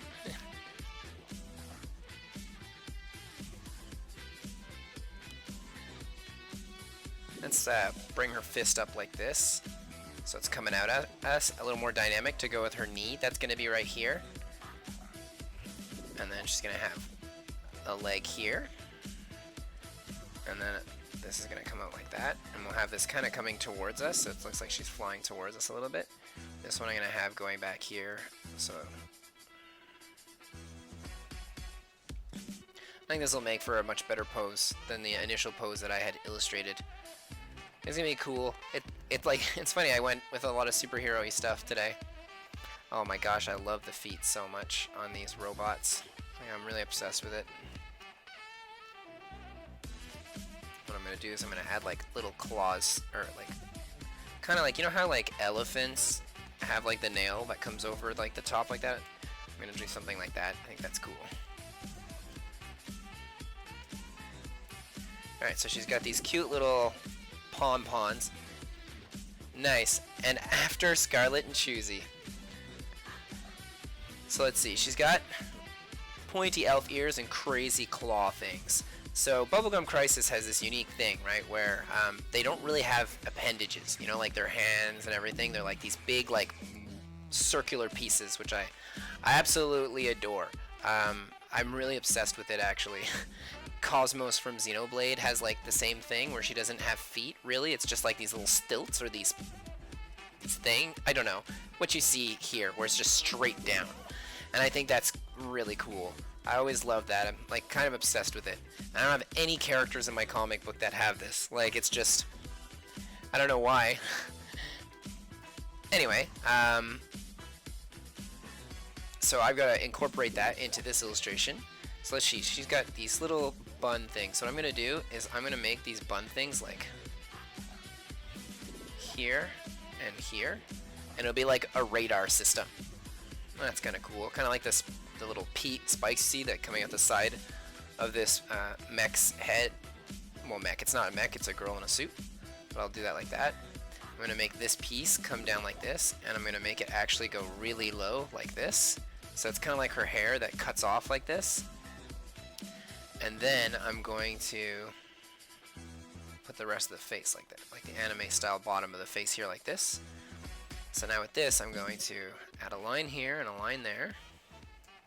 I want pieces to come out a little more, but I like this. So what I'm going to do is put a tiny little line like this, and then I'm going to put another one here and another one here. And I'm going to make lines that connect into this, like this. That'll make it feel very robot-y. Make them go back a little too.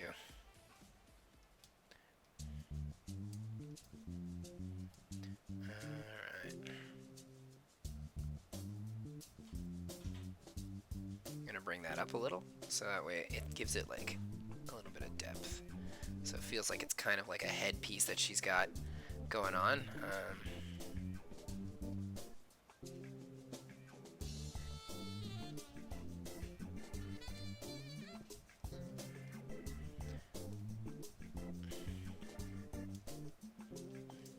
I don't want it going all the way back. I think instead what I'm gonna do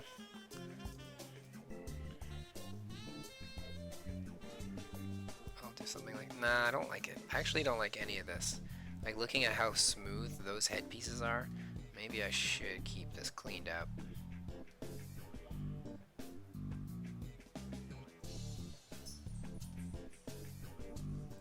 Maybe I can just bring this down like that and bring this down like that, so they come out a little more than the side of her head. So like this, and then these pieces here be a piece that comes out like that. And, oh yeah, because she has like elf ears, so I'll give her spikes like this. Come in, go out, spike it out.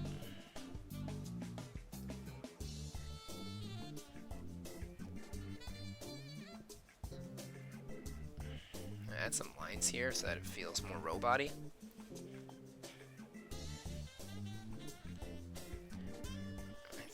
Lines that come up here for, I like how it's like her hair, but I'm gonna make it go in like this, and I will do a little cut like that. I think that'll be cool. That's just gonna be a line so that it gives me an idea of the depth for the head. Kind of feels like a Metabot. And you know what? I've never watched Metabots. Well, that's not true. I might have watched like 2 episodes of Metabots.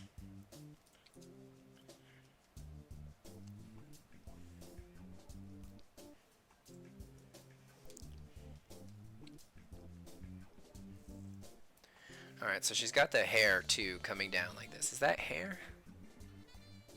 It looks like hair. So I know that the illustration I'm doing right now is a character called Nene. And I'm Lena, who's another Bubblegum Crisis character, who's like, Nene is like in a purple and pink one, and I just like that one a lot. I like purple and pink. But I think that what I'm going to do is Lena's character, who's green and orange, has like these really long ribbon pieces that she can cut through things with. And I'm going to give those to her, this girl. I'm going to put them in the front and have them flowing all over the place. Let me just like...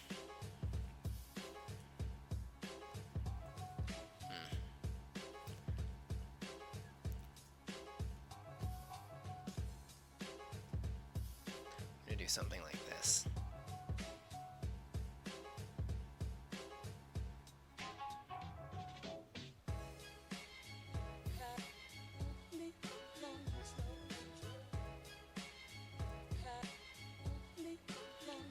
There we go.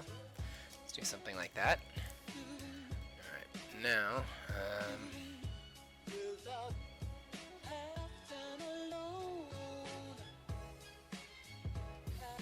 give her some shoulders.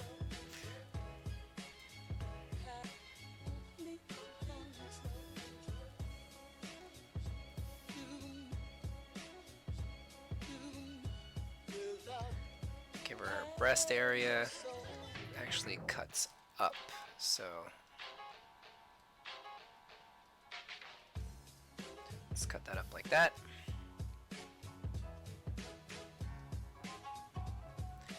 Put that like this.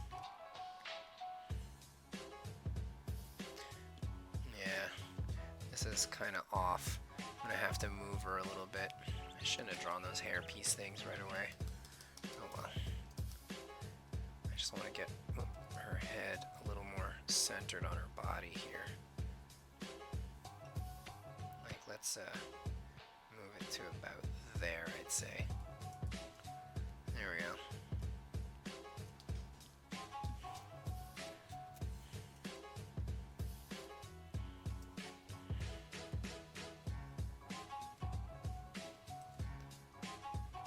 She's got 5 fingers.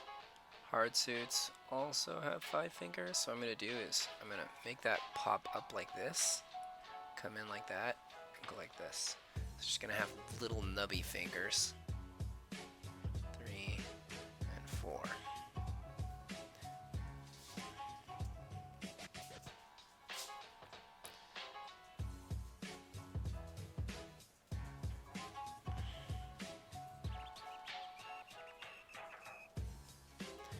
This one's got to be longer.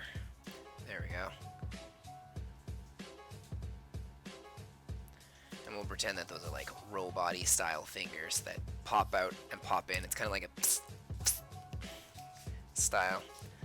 If it was Bubblegum Crisis, it would have just been a straight line. I'm sure of it. But I wanted to add a bit of design to my element. This one I'm going to give her a fist. A little nubby fist. Because she has little nubby fingers.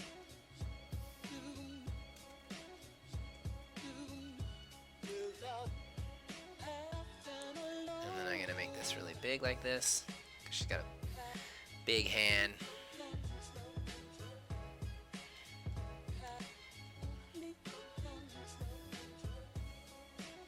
This is got to be cut in more so that this can be like that.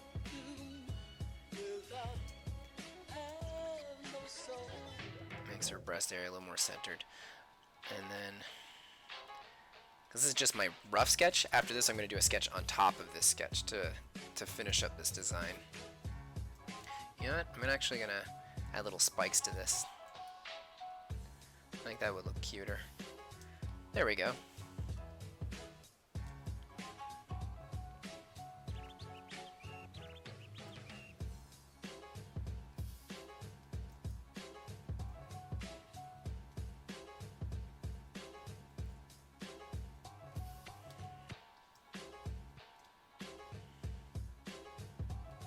Alright, shoulder pieces.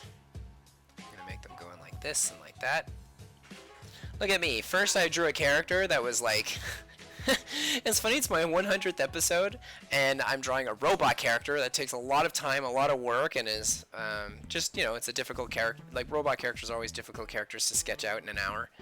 And then I also got like a crazy detailed All Might that I had to do.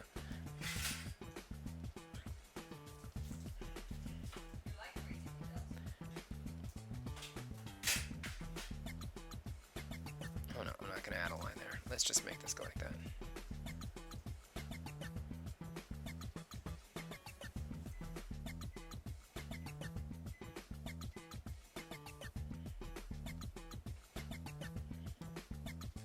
Alright, stomach piece.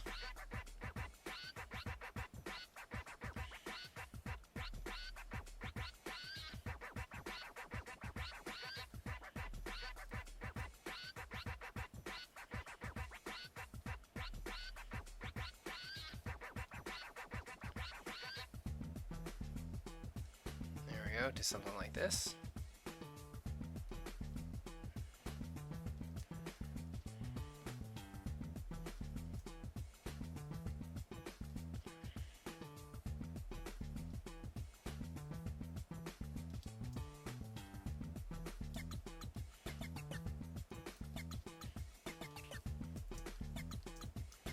Anyways, just to mention that of the drawings that I've chosen to do today, I really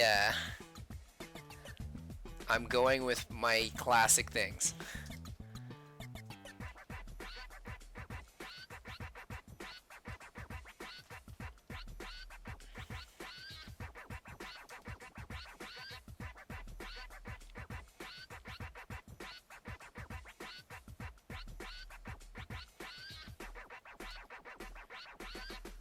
I always tend to go after like the harder or more difficult thing to illustrate in life.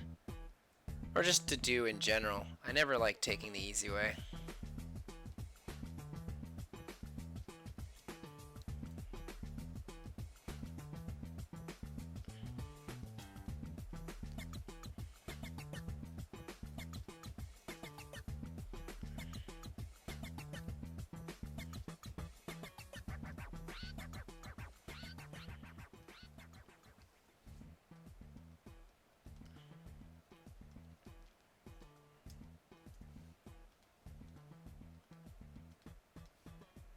Let's bring that in like this.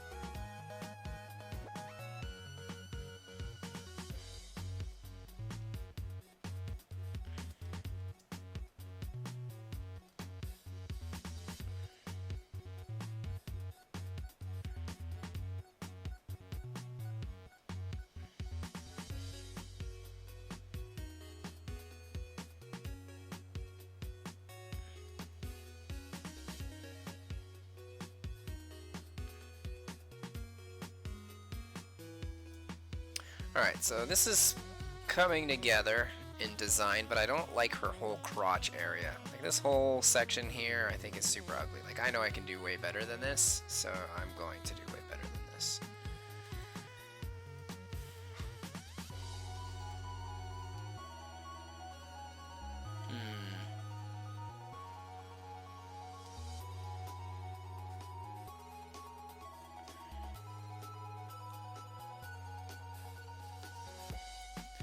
It looks like this girl's got like a tiny little thong, and she has a tail too, so I'm gonna have to incorporate that.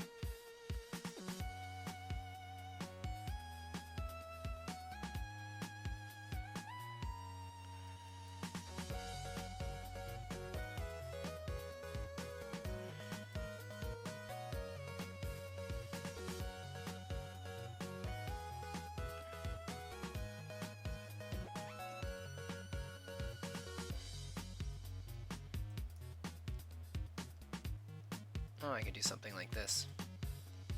So it can surround like the stomach looking area. This comes out like this. And I'm gonna leave like that.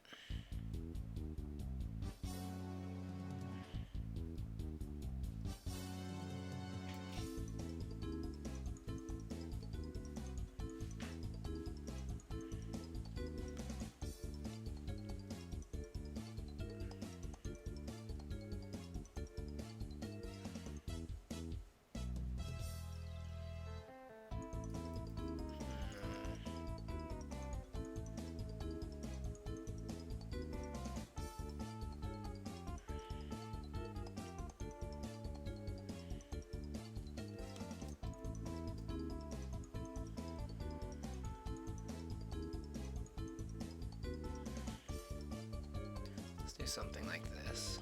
I'm gonna add another line there, I think.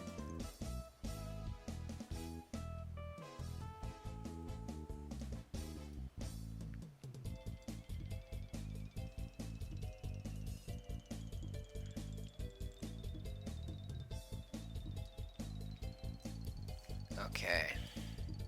Now she's gotta have a tail.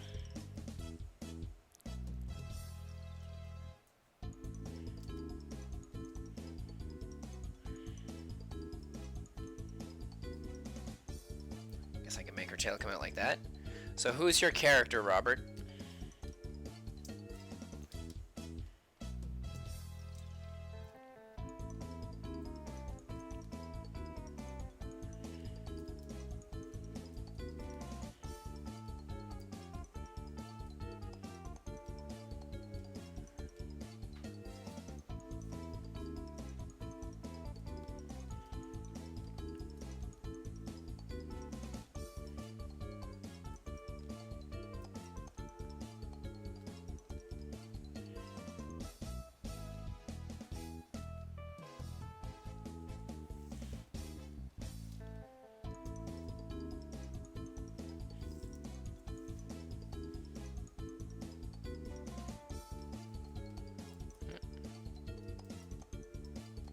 Hey, I'm surprised Zeno's not here.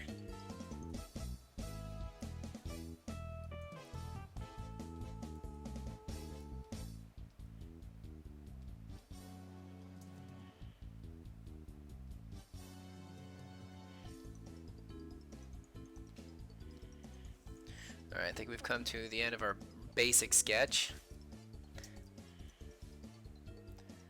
And now it's going to be time to do a nice, more polished illustration on top of it. Chibi.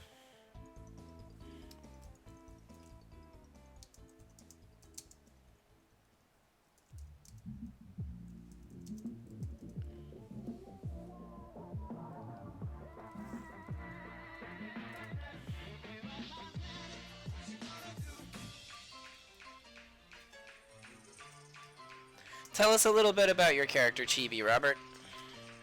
This looks like a really professional design.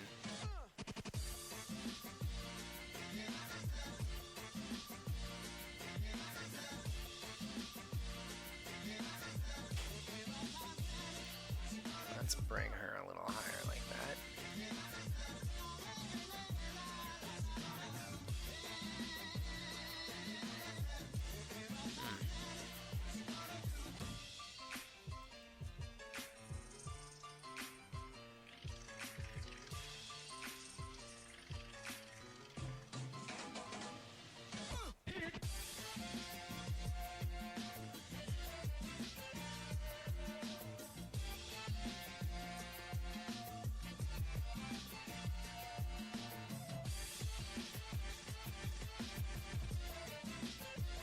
Oh, that would look so much nicer. Alright, we're going to change up the leg here.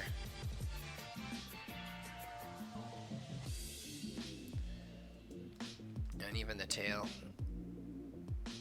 I thought we were done the base design, but when I put that leg behind her like this, and I'll have it like go down to like that kind of thing, I just think it's going to look super, super nice like that. Like it makes the whole illustration feel more complete.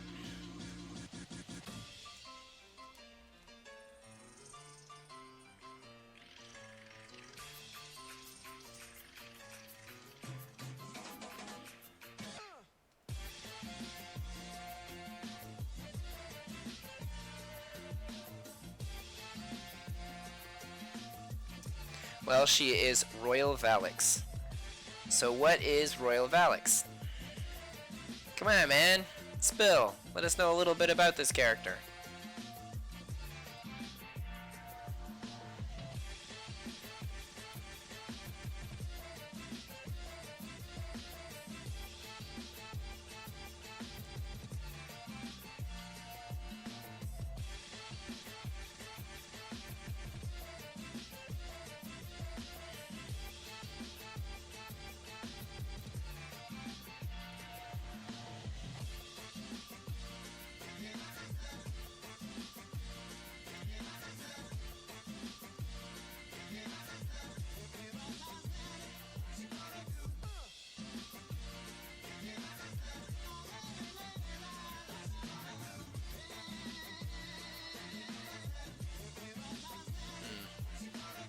This should be a little longer.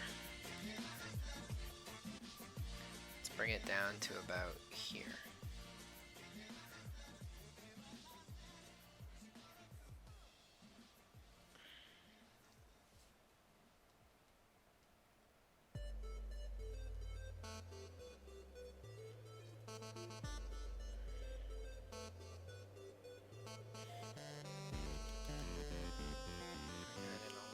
Further down. I want to fill up more of this page here. Alright, let's do that. And then she got her tail here.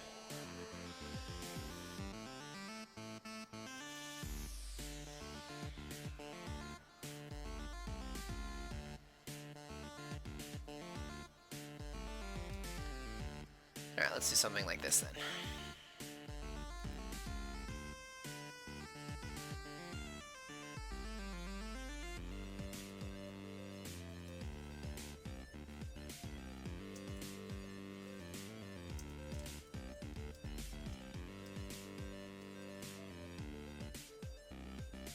Save.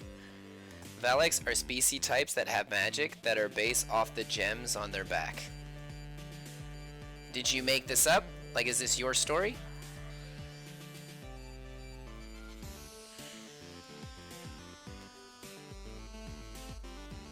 Like, make this up. Is this your original idea? That's what I wanted to know. Or do you work with somebody? Like, do you have like a friend that you're working with when you're doing this story? Or is it something that already kind of exists?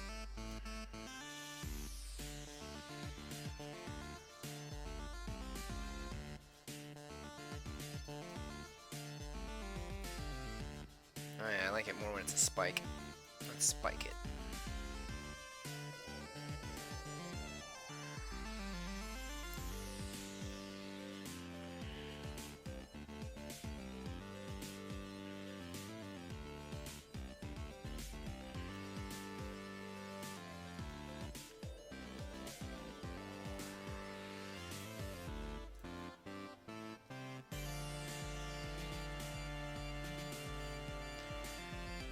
They are weak to water. Is there a type that's a water type that's weak against the opposing element?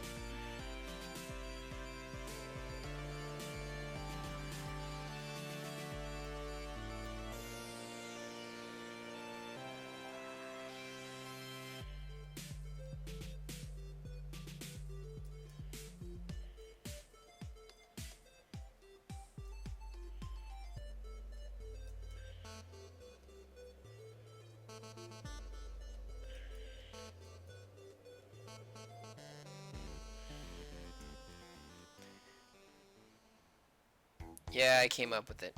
Oh, that's cool. All this character design that you have here is amazing. Have you drawn it? Well, I know you commission a lot of people to do artwork for you, so I'm just guessing you commissioned like a really good artist to draw this. It's pretty nice.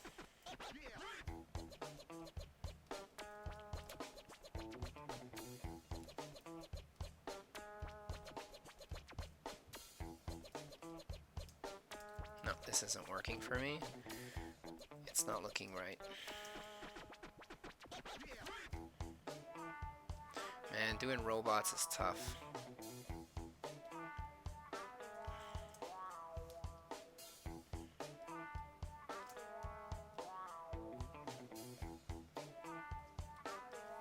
Let's hide that for a moment.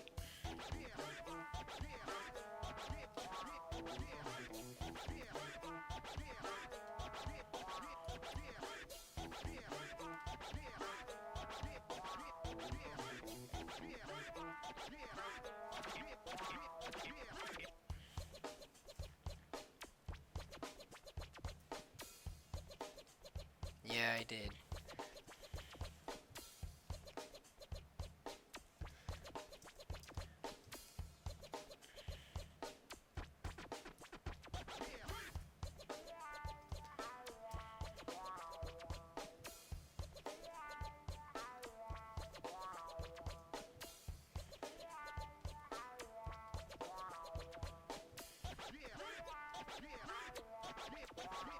Brush. Maybe on another layer, and I'm gonna copy this one over because it's the same thing twice. So, there we go. That's the shape I was looking for.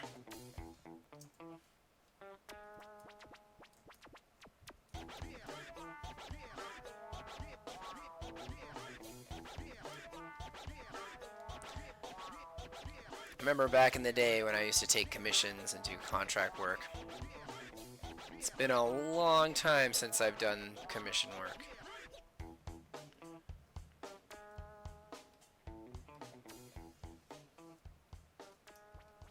I think I told you all why I stopped doing it though.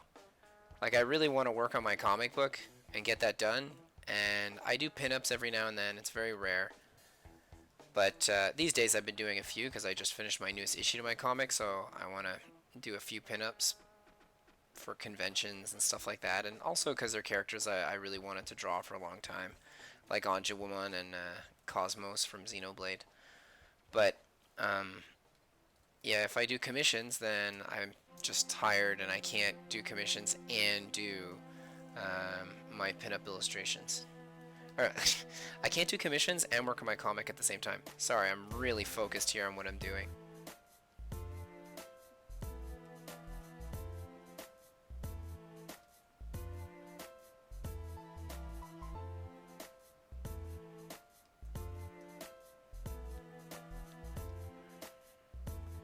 Robots really ask a lot of me. Alright, see, that's not right.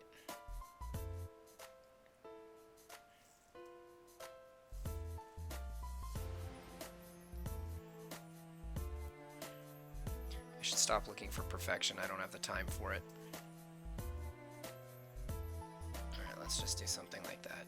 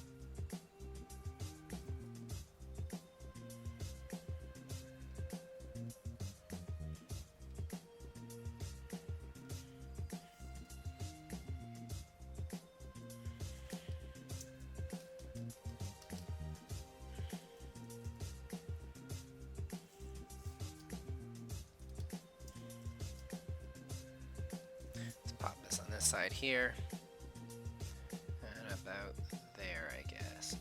Let's bring it in just a little more.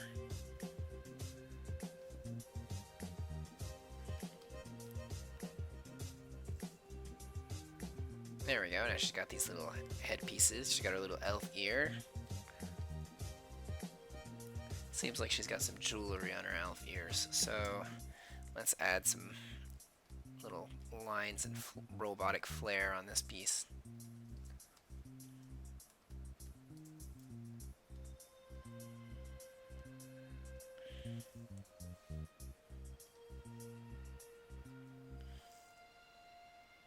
There we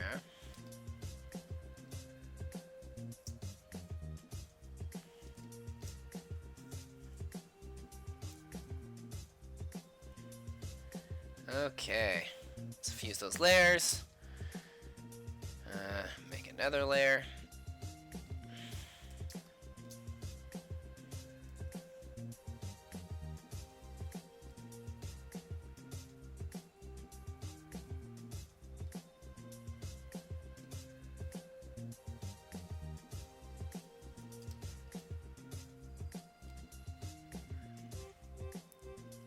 So, does anybody have any fun plans for today?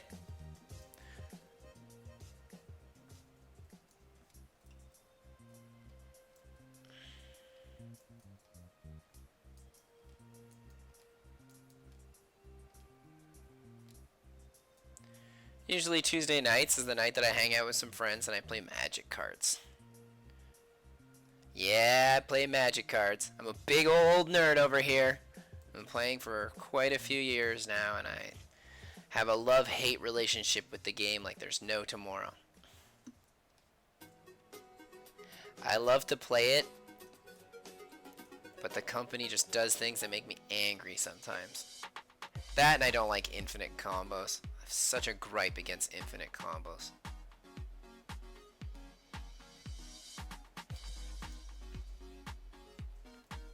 Like when I was younger, I had built a modern deck, and then it went into Legacy. Oh no, I don't know if any of you understand a word I'm saying. You know what? I'm not gonna talk about Magic. Let's talk about robots. So this series that this robot girl design is from, it's a series called Bubblegum Crisis. Now when I was younger, this was one of the first animes I ever watched. I mean, barring Dragon Ball, Sailor Moon, Samurai Pizza Cats, but for the most part, this was it. And like I went to my local Blockbuster and they had this on VHS and it was like rated 18. And I was like, oh man, I gotta get this. And at the time, I think I was like maybe 10 years old. And my parents were like, it's a cartoon and cartoons are for children. So yes, this is fine. So they let me get it. And oh wow, let me tell you, it was awesome. Well, I'm mostly watching a SketchUp artist this afternoon. Is that me? You talking about me over there? Okay, let's bring that in. Bring that up and in like this. She's gonna have her shoulder that's gonna pop up here, so I don't know why I'm doing all this work on drawing that so it looks good. Let's just do this hand first. Little nubs. Nubby little fingers.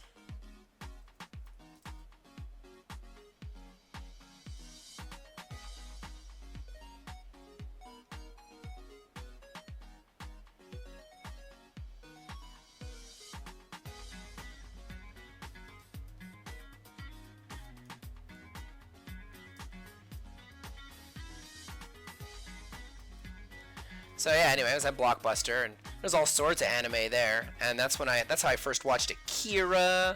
It's the first time I watched Bubblegum Crisis. What else did I see? There's a few more animes I watched at Blockbuster. The Guyver. Oh my gosh, I love The Guyver so much.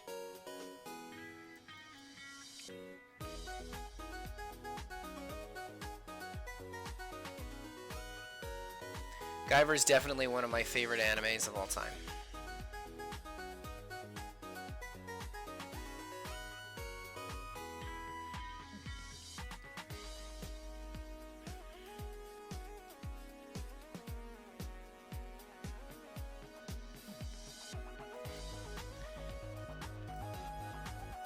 But yeah, the first time I watched Bubblegum Crisis and seeing those ladies come out in these robot suits, I was like, I didn't know I loved this, and now I do.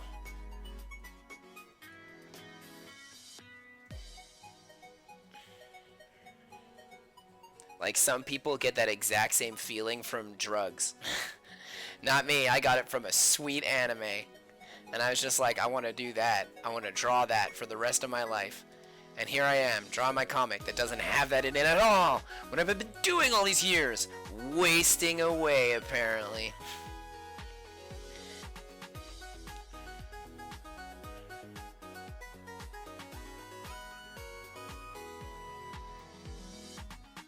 Like a Mega Man-y vibe here. Oh, I love Mega Man as well. Like when I was younger, I played a lot of the Mega Man games, and they have a lot of the same kind of designs as Bubblegum Crisis, I guess you could say, with the feet and the hands. Although Mega Man's got bigger hands. I have a thing with feet. Like, I'm not saying like I'm a crazy foot person. I'm not like a foot fetish person. There's nothing wrong if you are or not. Everybody's got their kinks.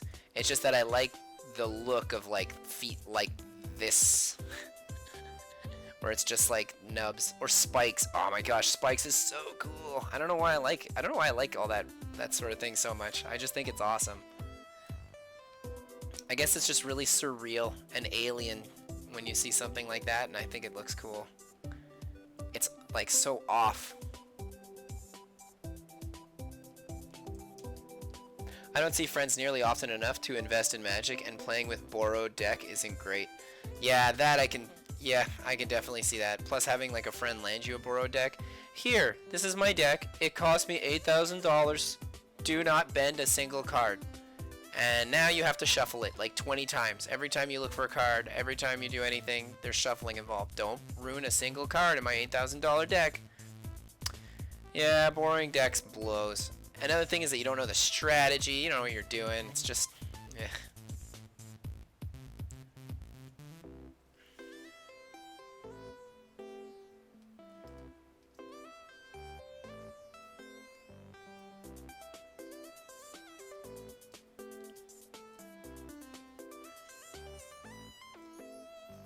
Okay, let's do something like this.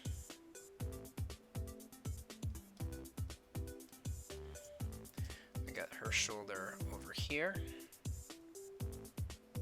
Oh, that's good.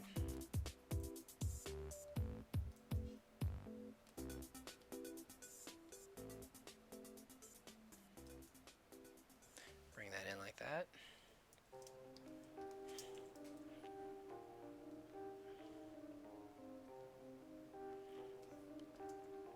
It's looking pretty cool so far. I lean more on monster designs versus robotic characters. Yeah, I could see that. The ultimate for me is like a fusion of both, but I like them both like a lot. It's hard to choose just one. Well, for me, just because I like them both so much. wonder what the first monster girl is that I've ever seen. Well, Samurai Pizza Cats had Polly. She's like a cat girl. Captain Bucky O'Hare. That had a bunch of really cool characters in it.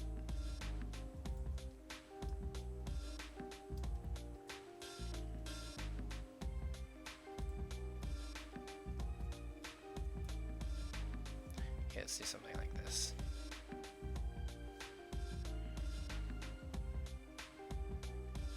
It was the first time any of you have ever seen Monster Girls, and I blame Digimon for making me see them as opposites. Oh yeah, oh my gosh, Digimon. So many amazing Monster Girls in Digimon. But my problem with Digimon is, as much as I love their character designs and their Monster Girls, most of their Monster Girls are just like they're too human. You know, like Rosemon, so pretty. I love the design and everything, but it looks really like a human. Like, I know the top part of the head isn't there, but the rest of it, and even the skin tone, everything's the same.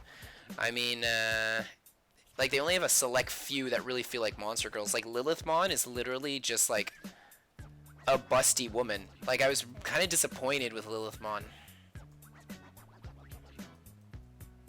Hold on, let me back this up a little.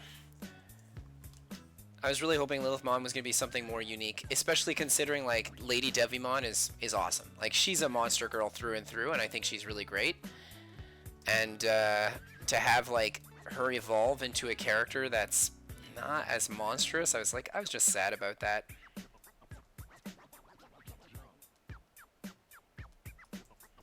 Not like that. Let's go 1, 2, and 3 like this. Little nubs. Now that's the Bubblegum Crisis way.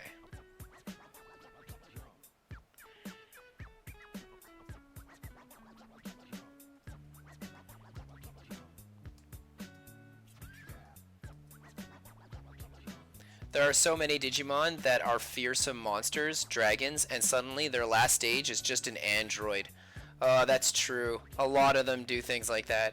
And that kind of makes me sad as well. You know, like, I love Angemon and I love Lady Devimon, and then when they fuse together to create Mastamon, I think Mastamon's okay, but super robotic.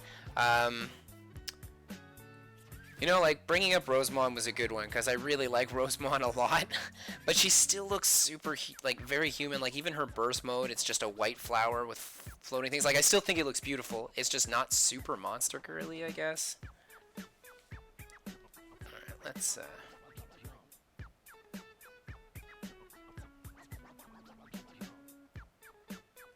do something like this.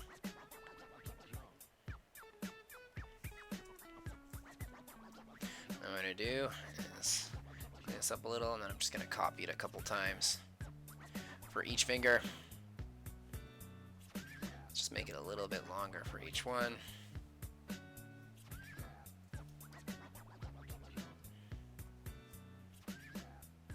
But yeah, I definitely feel you on that robotic stage, although I love War Greymon. I think War Greymon looks so cool.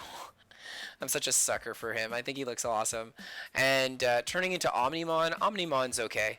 Like, Omnimon, yeah, Omnimon's alright, I guess. I don't really care so much about Omnimon. Like, I don't dislike him, but I don't love him. I just don't care. It's just I thought War Greymon looked visually stunning. There we go. Fingers.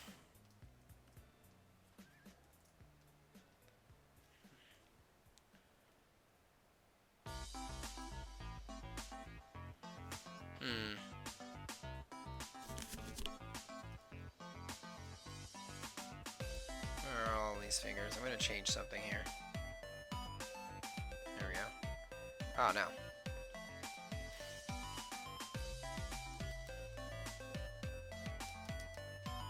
Alright, this will be alright. I'll just move it around like this.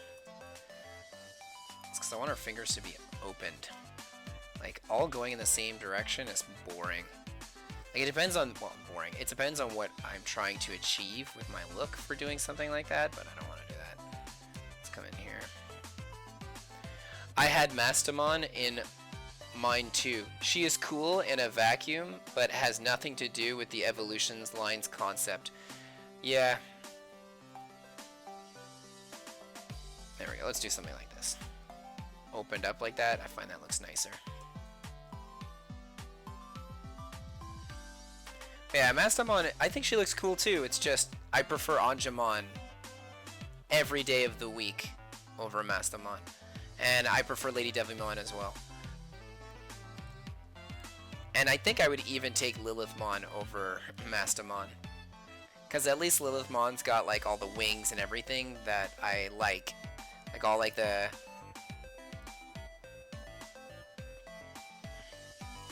all the monster attributes that I enjoy.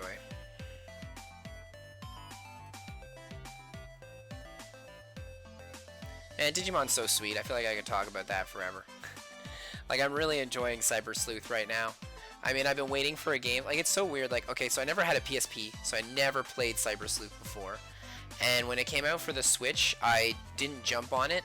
And then at one point, I don't know what it was, but I was just like, I'm gonna watch Digimon, like the show, while I'm drawing. So that, I guess that's kind of like what inspired me, because I haven't seen it in a while. So I started watching the original series, and then I was like, man, I'm sure that there's a good game out there, because I heard just terrible things about so many Digimon games. And then when I started looking up reviews for that one specifically, like Cyber Sleuth, it was just like crazy good reviews, and I was so surprised. And now that I'm playing it, like man, it's everything I've ever wanted in a Pokemon game. Like everything that Pokemon, like I'm older now. I'm not like the same 8-year-old child playing video games. And everything I ever wanted, like of that 8-year-old kid growing up, my wife's like, you're the same damn child.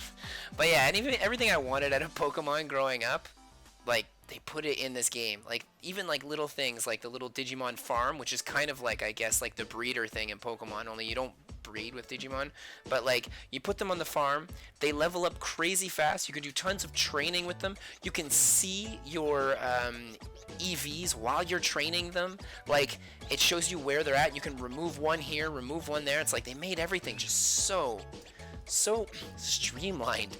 Like for somebody that plays Pokemon, you'll play this game and literally be like, where have you been all my life, this game? So I can't help but go on and on about how much I love it so much. I would ask you a mash-up of Anjouamon and Lady Devimon if I get the occasion. Oh, that'd be sweet.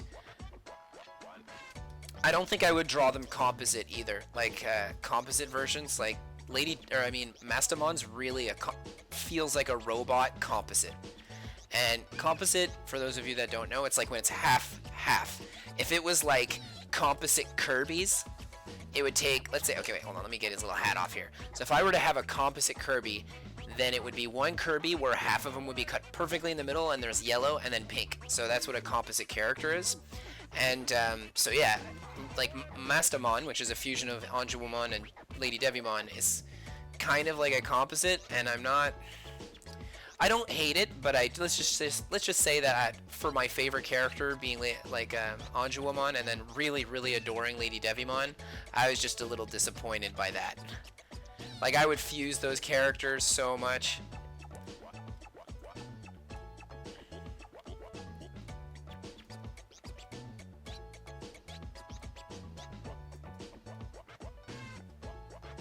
Alright, I think that's gonna be good like that.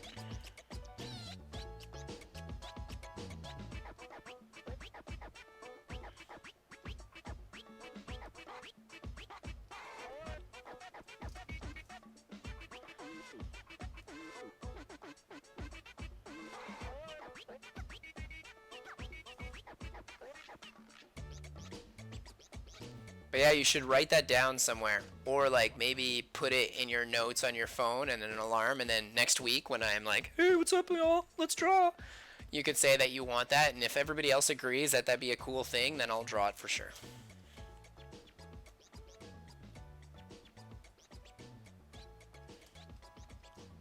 No, I don't like how it waves like that. I would much rather it bubble in like this. That's more what I was looking for.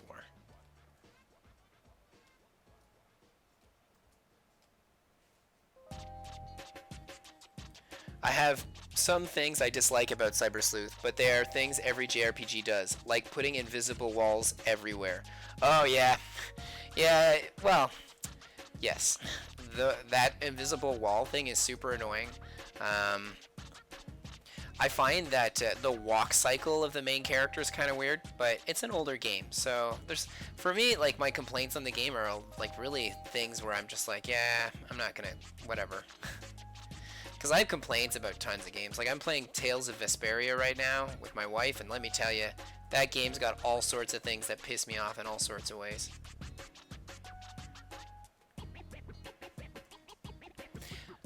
But the game that I keep thinking of, that I keep coming back to when I think of like all these different games that I play, because I don't like the other day I was thinking about what my favorite video game is. Do any of you have like a favorite video game where you're definitively like, I love this game. This is my favorite game. I could just play this all the time.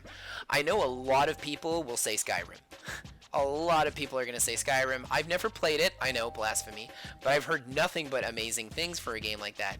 If they come out with a patch for that game where all the characters look anime, I'll buy it. Weird to say something like that, I know, but it's just I freaking love anime characters, so I try to stick with my J games whenever I have a chance.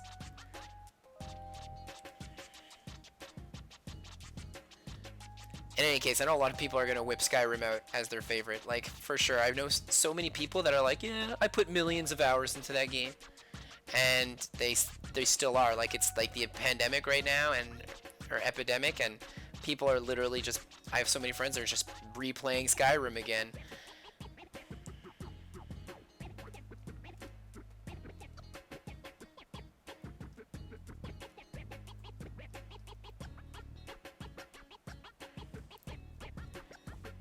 It's an older game, but still the same age as Witcher 3. It's really not that old.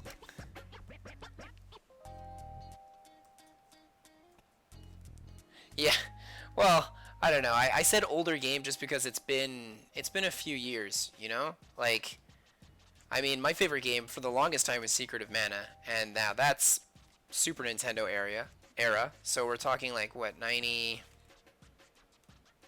95, 94? And it used to be my favorite game. It's not anymore, unfortunately. I just like I recently beat it with my wife, and like I hadn't played it for a long time. Like I played it a lot when I was a kid, all the way until I was the age of like, I don't know, maybe like 13 or 14. I would play the hell out of that game. Maybe a little older, like let's say up to 16. And then I don't play it for years. And I play it with my wife, and when we beat that game, I was like, is that it? This is the end of this game? I was so disappointed in its crap ending. And it's not like newer games where you can like go and change things. You know, like it's literally like, no, this is the end. There's only one ending, and it's really garbage. No matter what you do, this is gonna happen, and it made me angry. And I was just like, why? How could this have been my favorite game? And I think it was my favorite game because I loved the gameplay. And when I played it when I was younger, I always played with like 2 other friends. So it's just the concept of just like the gameplay was super fun. I didn't play enough of Secret of Mana 2.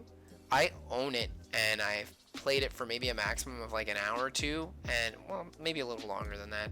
And I would love to put more hours into it. It's just I just don't have like, I want to play with friends, and none of my friends are interested in playing a game like that with me.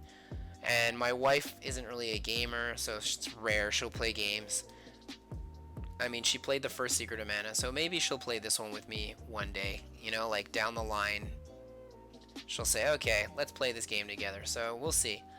In any case, I don't know, like I like that game a lot so far, like the second one, but again, like I could never say it's my favorite because I didn't play it, I didn't beat through it, so how could I possibly know? And I guess the game that, like, all of this to go back to where I was first starting with this conversation was that what really gets me, like what I really like a lot is Xenoblade 2. I love Xenoblade 2 so much. I can't even go on about how much I love Xenoblade 2. I had so much fun playing it, and I hated the fact, like I really hated the dubbing, but it didn't subtract from the fact that I really love that game. I love the character designs. The dubbing, again, wasn't very good. The story was really fun, and so, I mean, there's that. But at the same time, like, I didn't really like the ending to Xenoblade 2, which is, again, like, man, that seems to be a reoccurring thing with me. Is that I'll love a game, I'll love the gameplay, I'll love everything about it, and then at one point there's the ending, and you're like, man, it's just not easy to end something, is it? And that's like, that rings true for most things. Anime games, I could just go on and on about like anime TV shows and even like actual TV shows. I mean, I watched Fresh Prince of Bel-Air and I watched the ending and it was just awful. Awful ending. Sorry for all you Fresh P fans out there. Like, I really tried. I recently just watched the whole series all in one shot, and I was like, man, this ending is awful. Like, the whole last season was pretty bad, which was disappointing. You know, like there was a lot of really great episodes, but anyway, a lot of shows are like that. A lot of shows have like they just can't pull that ending together. I mean, Star Trek. I love Star Trek, but there's so many. Like, Next Generation did not have a very good ending. But then it went into like the movies, I guess, and even then the last movie wasn't really. Well, I don't really remember it that well, so when I rewatch it, we'll talk then. Like, I'm rewatching all of Star Trek 2 right now because I'd seen it. This is probably like my third time going through it, so I remember most of it. Anyway, like Voyager has an amazing ending. I love the ending to Voyager so much. It was like the first Star Trek series where I was like, finally, it's an ending.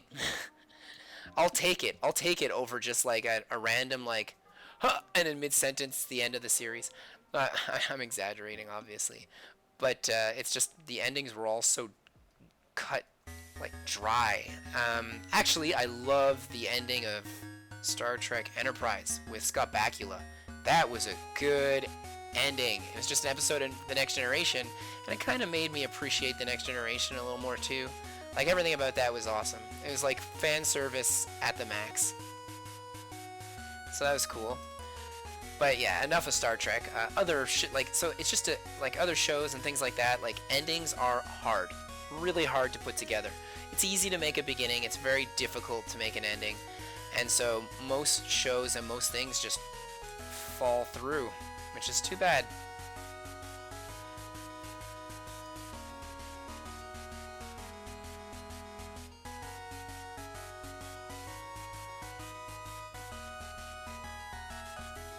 Let's see, it's 2:37, so I got about 23 minutes left on this bad girl.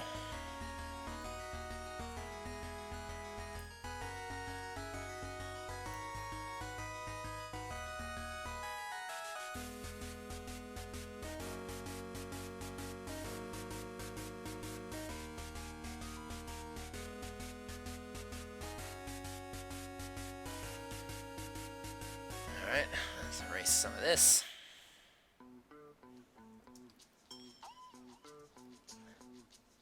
Anyway, yeah, my question was, what are all of your favorite games?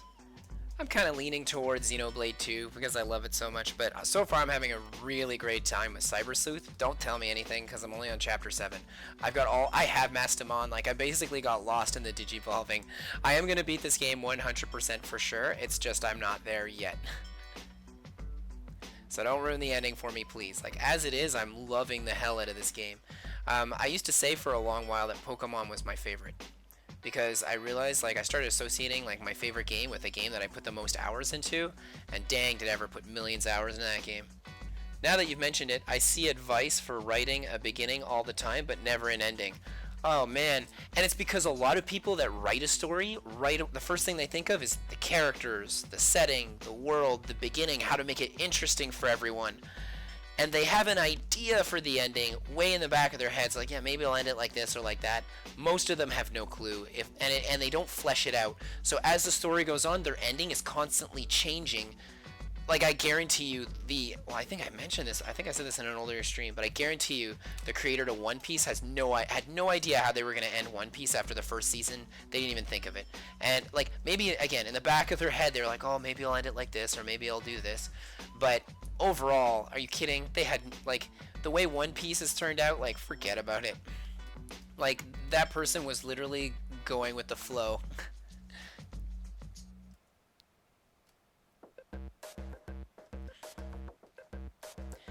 And there's nothing wrong with going with the flow, but the problem is, you know, there is something wrong with going with the flow, because it means that if you do a good job and your ending turns out right, it was just luck. It was random. It's not legit.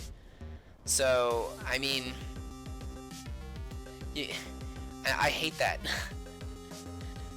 Like, I want a good ending. I want a good ending for my show that I love like crazy, that I invested all my hours into. Like, my comic book already has its ending, okay? Like, I wrote it. I wrote my whole story. I'm just drawing it at this point, and I've got to draw for years to come. And if I wanted it to keep going, I could make it keep going, and I still have an idea and a concept for how I would keep going, and for its entire ending. Again, like, it's so important.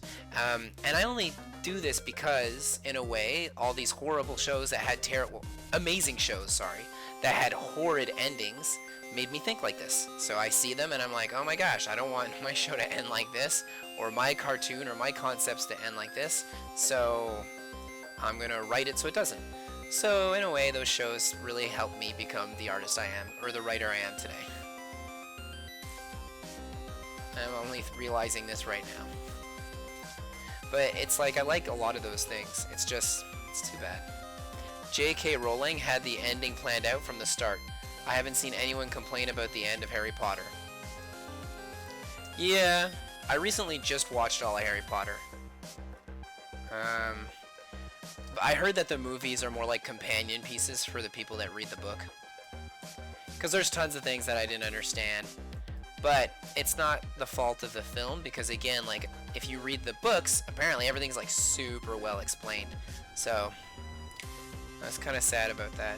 But yeah, I didn't hear that many people complain about the ending to Harry Potter either, but I'm sure there's some, because, you know, people are going to complain. Like, I'm literally complaining all the time.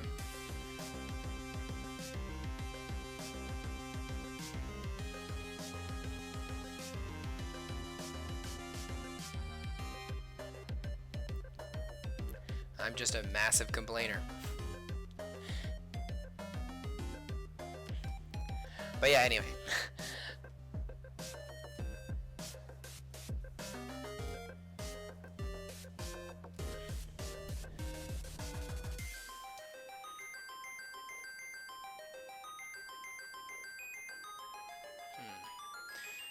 See, I work really hard on the ending to my comic, and now it's gonna take me like freaking 10 years. 10 more years, well, more like 9 at this point, to finish the rest of my story. It's a long time. If ever I get picked up by a company or like a TV show thing or something like that, then I guarantee you that it won't last me that long to do it at that point. I'll like hire some people to work on it with me. Somebody who can do the flats or something.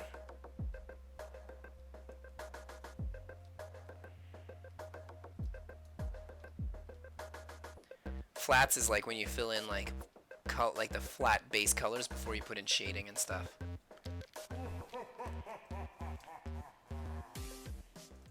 This character's looking pretty cute.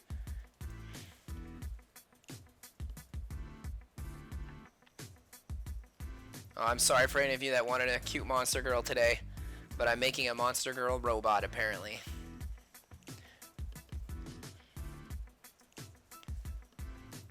Like with all the monster girls I've done, today's been quite a random live stream, I must say. I don't want to put it in front of that circle. I like that circle. Let's put this. Oh, but it looks so good in front of that circle. Alright, let's put it in front of the circle. Whatever.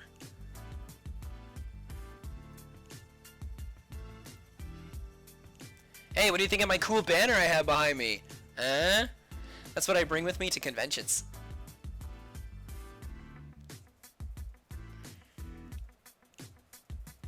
I thought it'd be cool to put it in the background.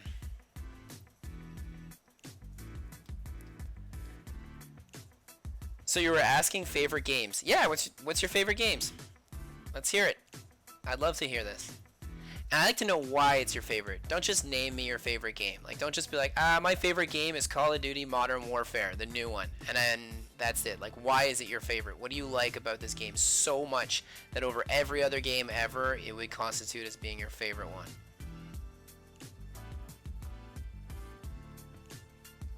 Because there are a lot of games out there, and a lot of good ones. So, I don't know. Like I said, for me, it's most probably Xenoblade 2. Like, I'm gonna replay it for sure, and then I'll know for sure once I play it through a second time if it's actually my favorite game or not.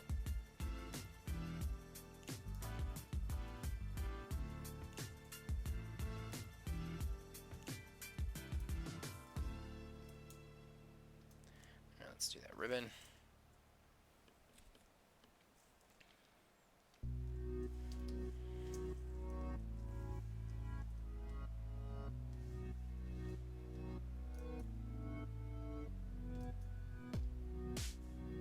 No, I can leave that like that.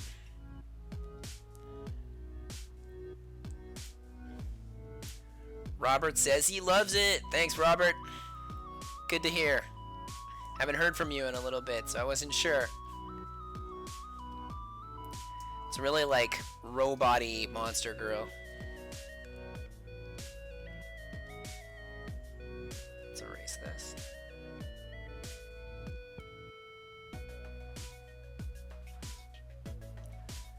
.246, so I got about 15 minutes left. Woo, 100th episode, 3 hours spectacular. I can't roll my R's, so I do that. Lar, lar. No, I just can't do it. Too bad. There's certain things I always love that I always was like, oh, I'd love if I could roll my R's. I'd love if I could make the Predator sound effect. It's another one. I'd love if I could, well, I guess if you can make the Predator sound effect, this one's a given, but I'd love if I could like purr like a cat. You know, like some people can do the purring sound effect. I think that'd be cool.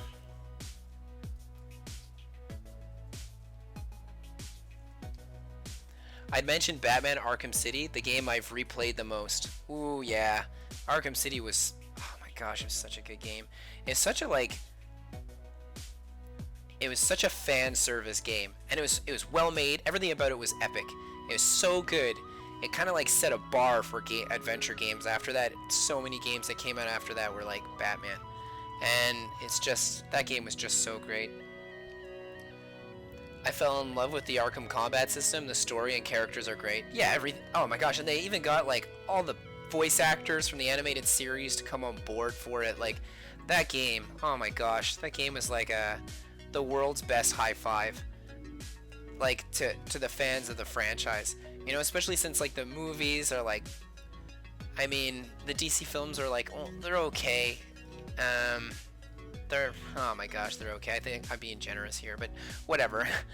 It's just, you know, like, and then to have a game like that come out where you're like, okay, it has all the voice actors, it has everything. I remember when the demo to Arkham Asylum had come out, I played it on my PlayStation for like a minute, and I was like, this is the greatest game ever. This game is so amazing, so amazing. Like I was obsessed with that game.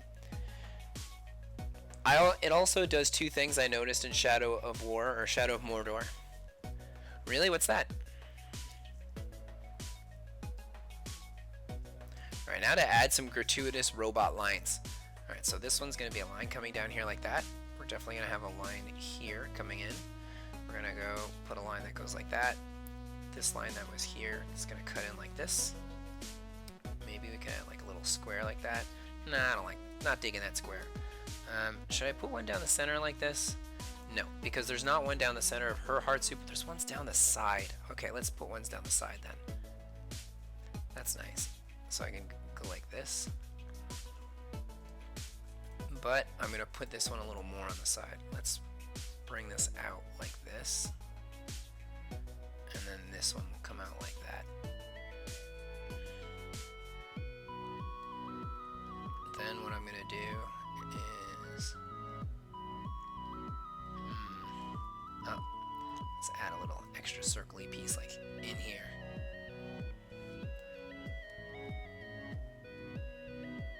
I'll imagine that on the, see, look how big that circle is? This one right here has got to be that big. It's weird that I made it so small. So let's go in here and grab this and make this significantly larger.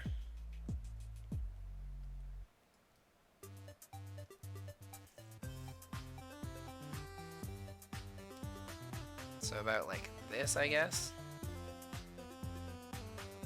No, I don't like that. I'm sure I can do better.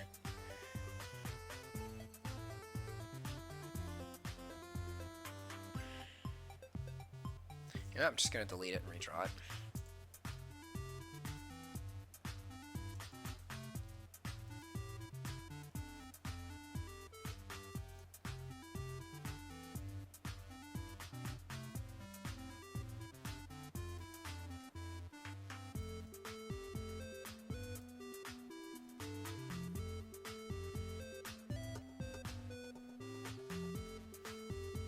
Yeah, I'm having a hard time with that.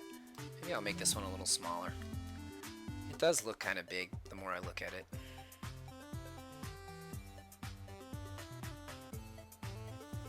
That looks actually much nicer.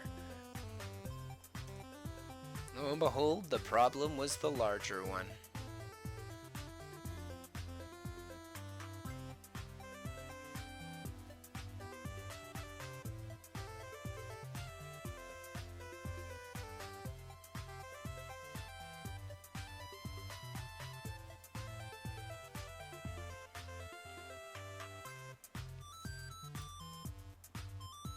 The open world isn't too big. Instead of being enormous and tedious to navigate, it's still very big but still contained in a manageable, more interactive space. The second thing is keeping the abilities of the original from the get-go and improving each of them from there. Yeah, well, yeah, Batman Arkham City is amazing. I know I kept bringing up Arkham Asylum because I found story-wise Arkham Asylum was better constructed. It was a lot more linear. But the city in Arkham City was amazing. The gameplay was better. Like, Arkham City was so sweet. What a great game. And you know which game I did not like at all? Arkham Knight. Oh my goodness, Arkham Knight. Disappointed me so much, that game. I mean, it was all about...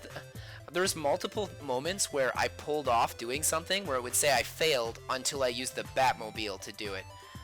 That Batmobile. I hated that Batmobile so much.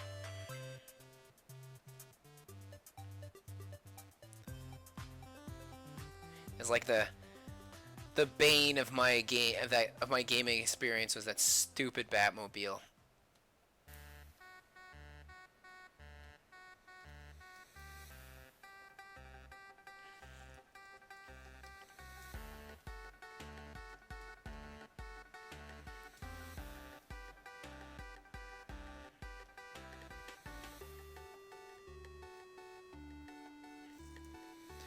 Okay, here's what I'm gonna do here. I'm gonna raise this because her shoulder is all uppy on here. I'm gonna bring this up like that. I think that'll look better. Kind of gives it more of that leaning in that direction feel.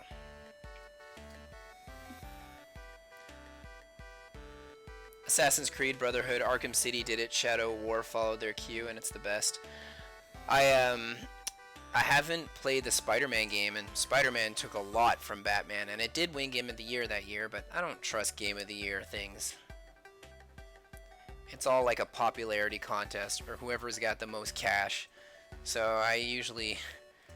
Anyway, I don't vote for that. But, yes, even though I haven't played Spider-Man, I heard it was amazing, and I would like to play it a lot. It's just, I don't have the time. Even now, in today's climate, where you're like, are you kidding me? Make the time. Well, I've got Digimon, and I'm going to beat Digimon way before I end up playing Spider-Man. But my wife wants me to play Spider-Man so much. Like, she watched me play all of Batman Arkham Asylum and Arkham City, and she loved every second of it, because it's like watching the animated series, or a movie, you know? So for her, and like the combat system, too, was like... compelling for somebody on the outside watching it. Like, you don't have to play the game to enjoy that game, which is really cool. Like, man, Batman's so good. Anyway, I heard Spider-Man is like the same thing. Like, they just ripped it off like crazy, and I'm saying ripped it off like crazy, like it sounds like it would be a bad thing, but it's really not. Like, they did a great job with it, and playing a Batman game, but you get to play as Spider-Man? Yeah, that sounds cool. I'd do that. So one day I'll play that Spidey game.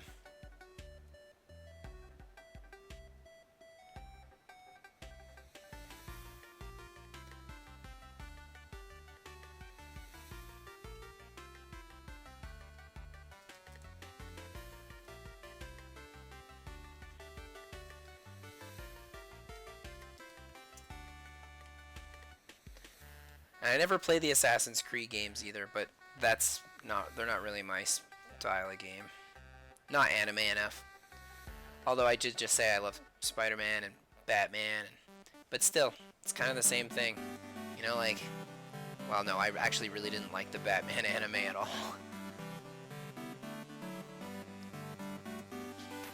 Spider-Man is also very different in the right ways. Oh, says Therazan. Sorry, I sometimes forget to mention who's talking, and I'll just read comments. And that's something that I'm at my 100th episode, and I've got to get the hang of doing that. I have to read what the person's saying. So this way other people watching this, in case they watched the whole 3-hour video of me just yammering on. Oh, that'd be funny. In any case, yeah, if you watch it, and then I gotta get the hang of when other people are talking. Let's make that more thicker.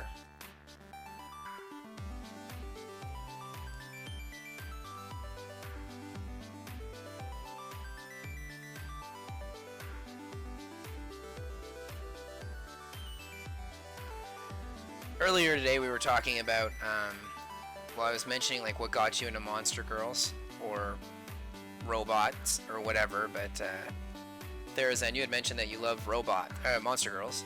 So yeah, what did get you into like Monster Girls in general? It was like the first thing you could think of as a kid where you saw that and you were like, oh yeah, right, you had mentioned Digimon. Digimon doesn't have super monstery girls.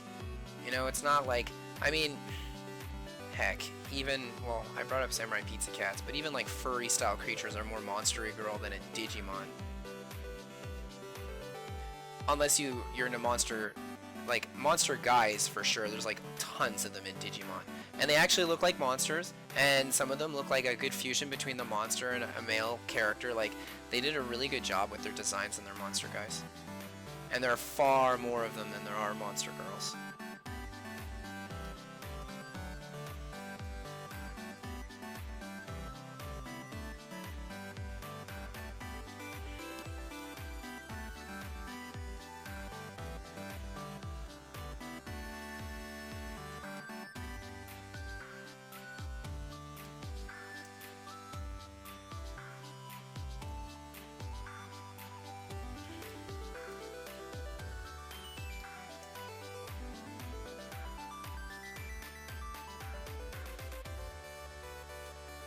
I got into Monster Girls by being into monsters in the first place.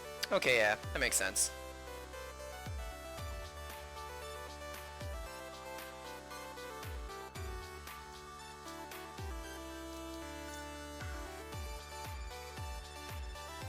Elvira is pretty hot, and if you were younger watching those awesome old school like horror things where she's just there being super sexy and talking about them and making her hilarious remarks,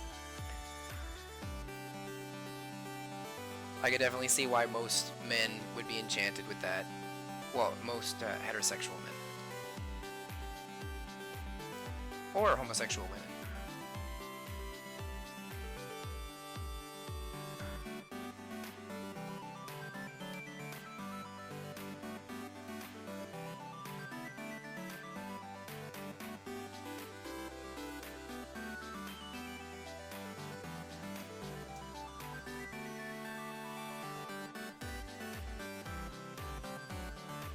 There we go. That was a good one.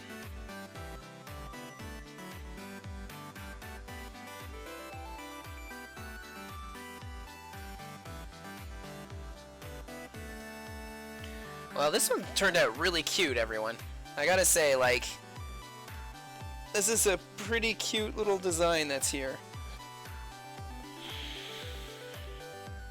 Hey, it's 3 o'clock!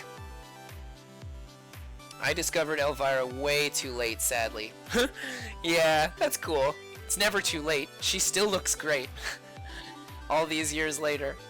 When I was younger, my parents had like old channels, Space Channel, Horror Channel, and stuff like that on TV. And I would watch everything. You know, like I watched all of Godzilla. I grew up loving everything about Godzilla. I watched Gamera, I watched Lost in Space, I watched The Dukes of Hazzard, I watched Elvira, I watched some Crypt Keeper, but not nearly enough. I watched the cartoon Tales of the Crypt, but it wasn't the same, and I never really got into that, but I did like Elvira a lot. And Mystery Science Theater, oh my gosh, I love Mystery Science Theater so much. It's crazy. It's one of my favorite shows of all time, because it got me to watch a lot of bad movies, and like the way they would take them apart, like my brain was just like eating that up, and it was like, yeah, that's good, because if like I look at so many things the way that they'll look at things because I grew up thinking like them, you know, or I like to think that I did just because I watched so much. And so when I write my own stories, it usually comes out like that. You know that shot of Greymon spitting out a huge fireball in the OG Digimon opening? I'm a huge fan of that. Oh yeah, and I remember he was like, like, yeah, that was cool. It looked good, like where all the fire's coming out. Then I got into girls at some point, and at some point discovered the monsters plus girls were a thing. Yeah, that's because of the internets. Amazing. Thanks, Robert. This cute little monster robot girl. Right here. Let me give it a little signature down here. I had almost none of those. Tales from the Crypt cartoon was my starting point.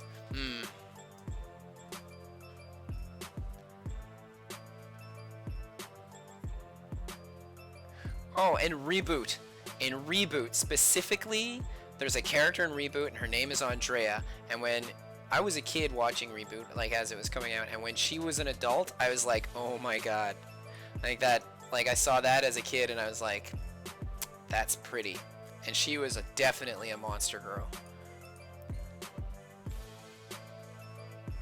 Alright, so I think we're done here. This one turned out really cute, everybody. Alright, so 100th episode, y'all. It was super fun. I got to do this original character mixed with a hard suit from Bubblegum Crisis.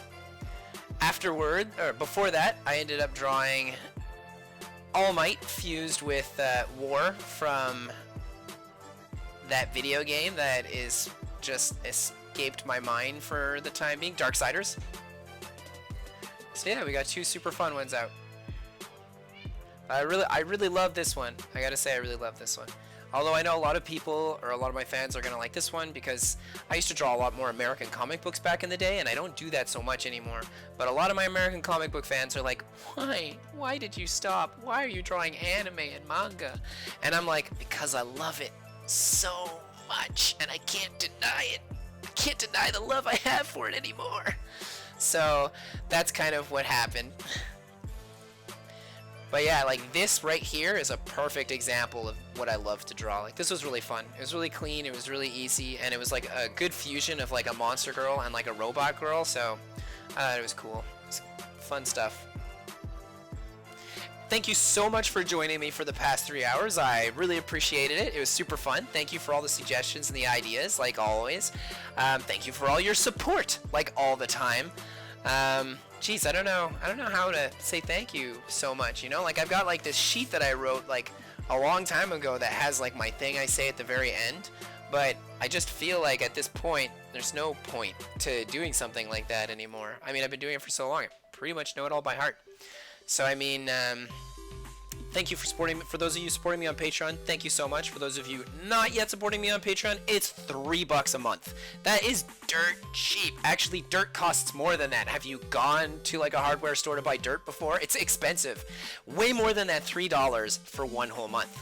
So it's $3 a month. You get to support me. You get high quality files to all the illustrations that I'm doing during these events, and then once every single year, I'm gonna release like a kind of like a package of a bunch of them together in like a little book form that I give out to the people that have been following me for 12 months or longer. I have a digital one right now. Everything is held up on my border, so I can't ship out physical copies of anything yet, and I can't even print any yet, so I'll probably just give digital copies of this book for now to people, and then at one point in the future when I make real ones, I'll start shipping them out. But you have to have been following me for 12 months, and then you get one. Otherwise, if you haven't been, you get all these pictures every single month that I do them anyway, and high qualities, and you get to hang out with me during these YouTube adventures, which you get to do anyway. It's free. You don't have to follow me on Patreon to get to hang out with me for an hour or to make your suggestions for these drawings that I do. What else? Oh, right. Don't forget to like and subscribe to my YouTube channel. This way you can join me for more of these super fun adventures. I mean, I know I seem like a very strongly opinionated, very passionate kind of person, but I'm a pretty open-minded person, and I respect most people's concepts and ideas as long as they can back them up. I'm just joking. You're allowed to love something just because you love it. And actually, what else do I have? I mentioned Patreon. I mentioned this. You can always follow me on Facebook. That'd be cool. I have an Etsy page now. I just made an Etsy page. So, of course, I can't deliver anything and I can't print things to America. Canada is still okay. So if you want to get things through Canada, it's fine. There's certain things that I don't have that aren't available yet that are actually on my Etsy page. So if you buy them and I don't have any in stock, I will just message you saying, like, you know, it's a like, always message me before you buy something, I guess, for right now, because you can count it as a pre-order to guarantee that you'll get one. So the second store's open, I'll ship them out. I made my super fun Blythe video. It's 8.5 minutes long. Blythe is a comic book. I write, illustrate, and self-publish. I do everything myself. It costs me an arm and a leg in cash and in time. I make everything in color, which is crazy epic, and the last 20 pages are all like sketches and designs and stuff. In any case, I come out, this is 5 issues, and I come out with one new one every year. And you can, this year it's going to be digital, the new one for sure. I'll put it up on my Etsy page. And so you can always follow me on there. Pick things up there. I don't know. All of that money helps go towards publishing more of these and helping me make more as well. So if you like these kind of illustrations and you're interested in my comic book, I'd love the support. Be sure to tell your friends too to help support me. Well, if you think your friends are into this sort of thing. I mean, if your friend, you know. In any case, thank you so much.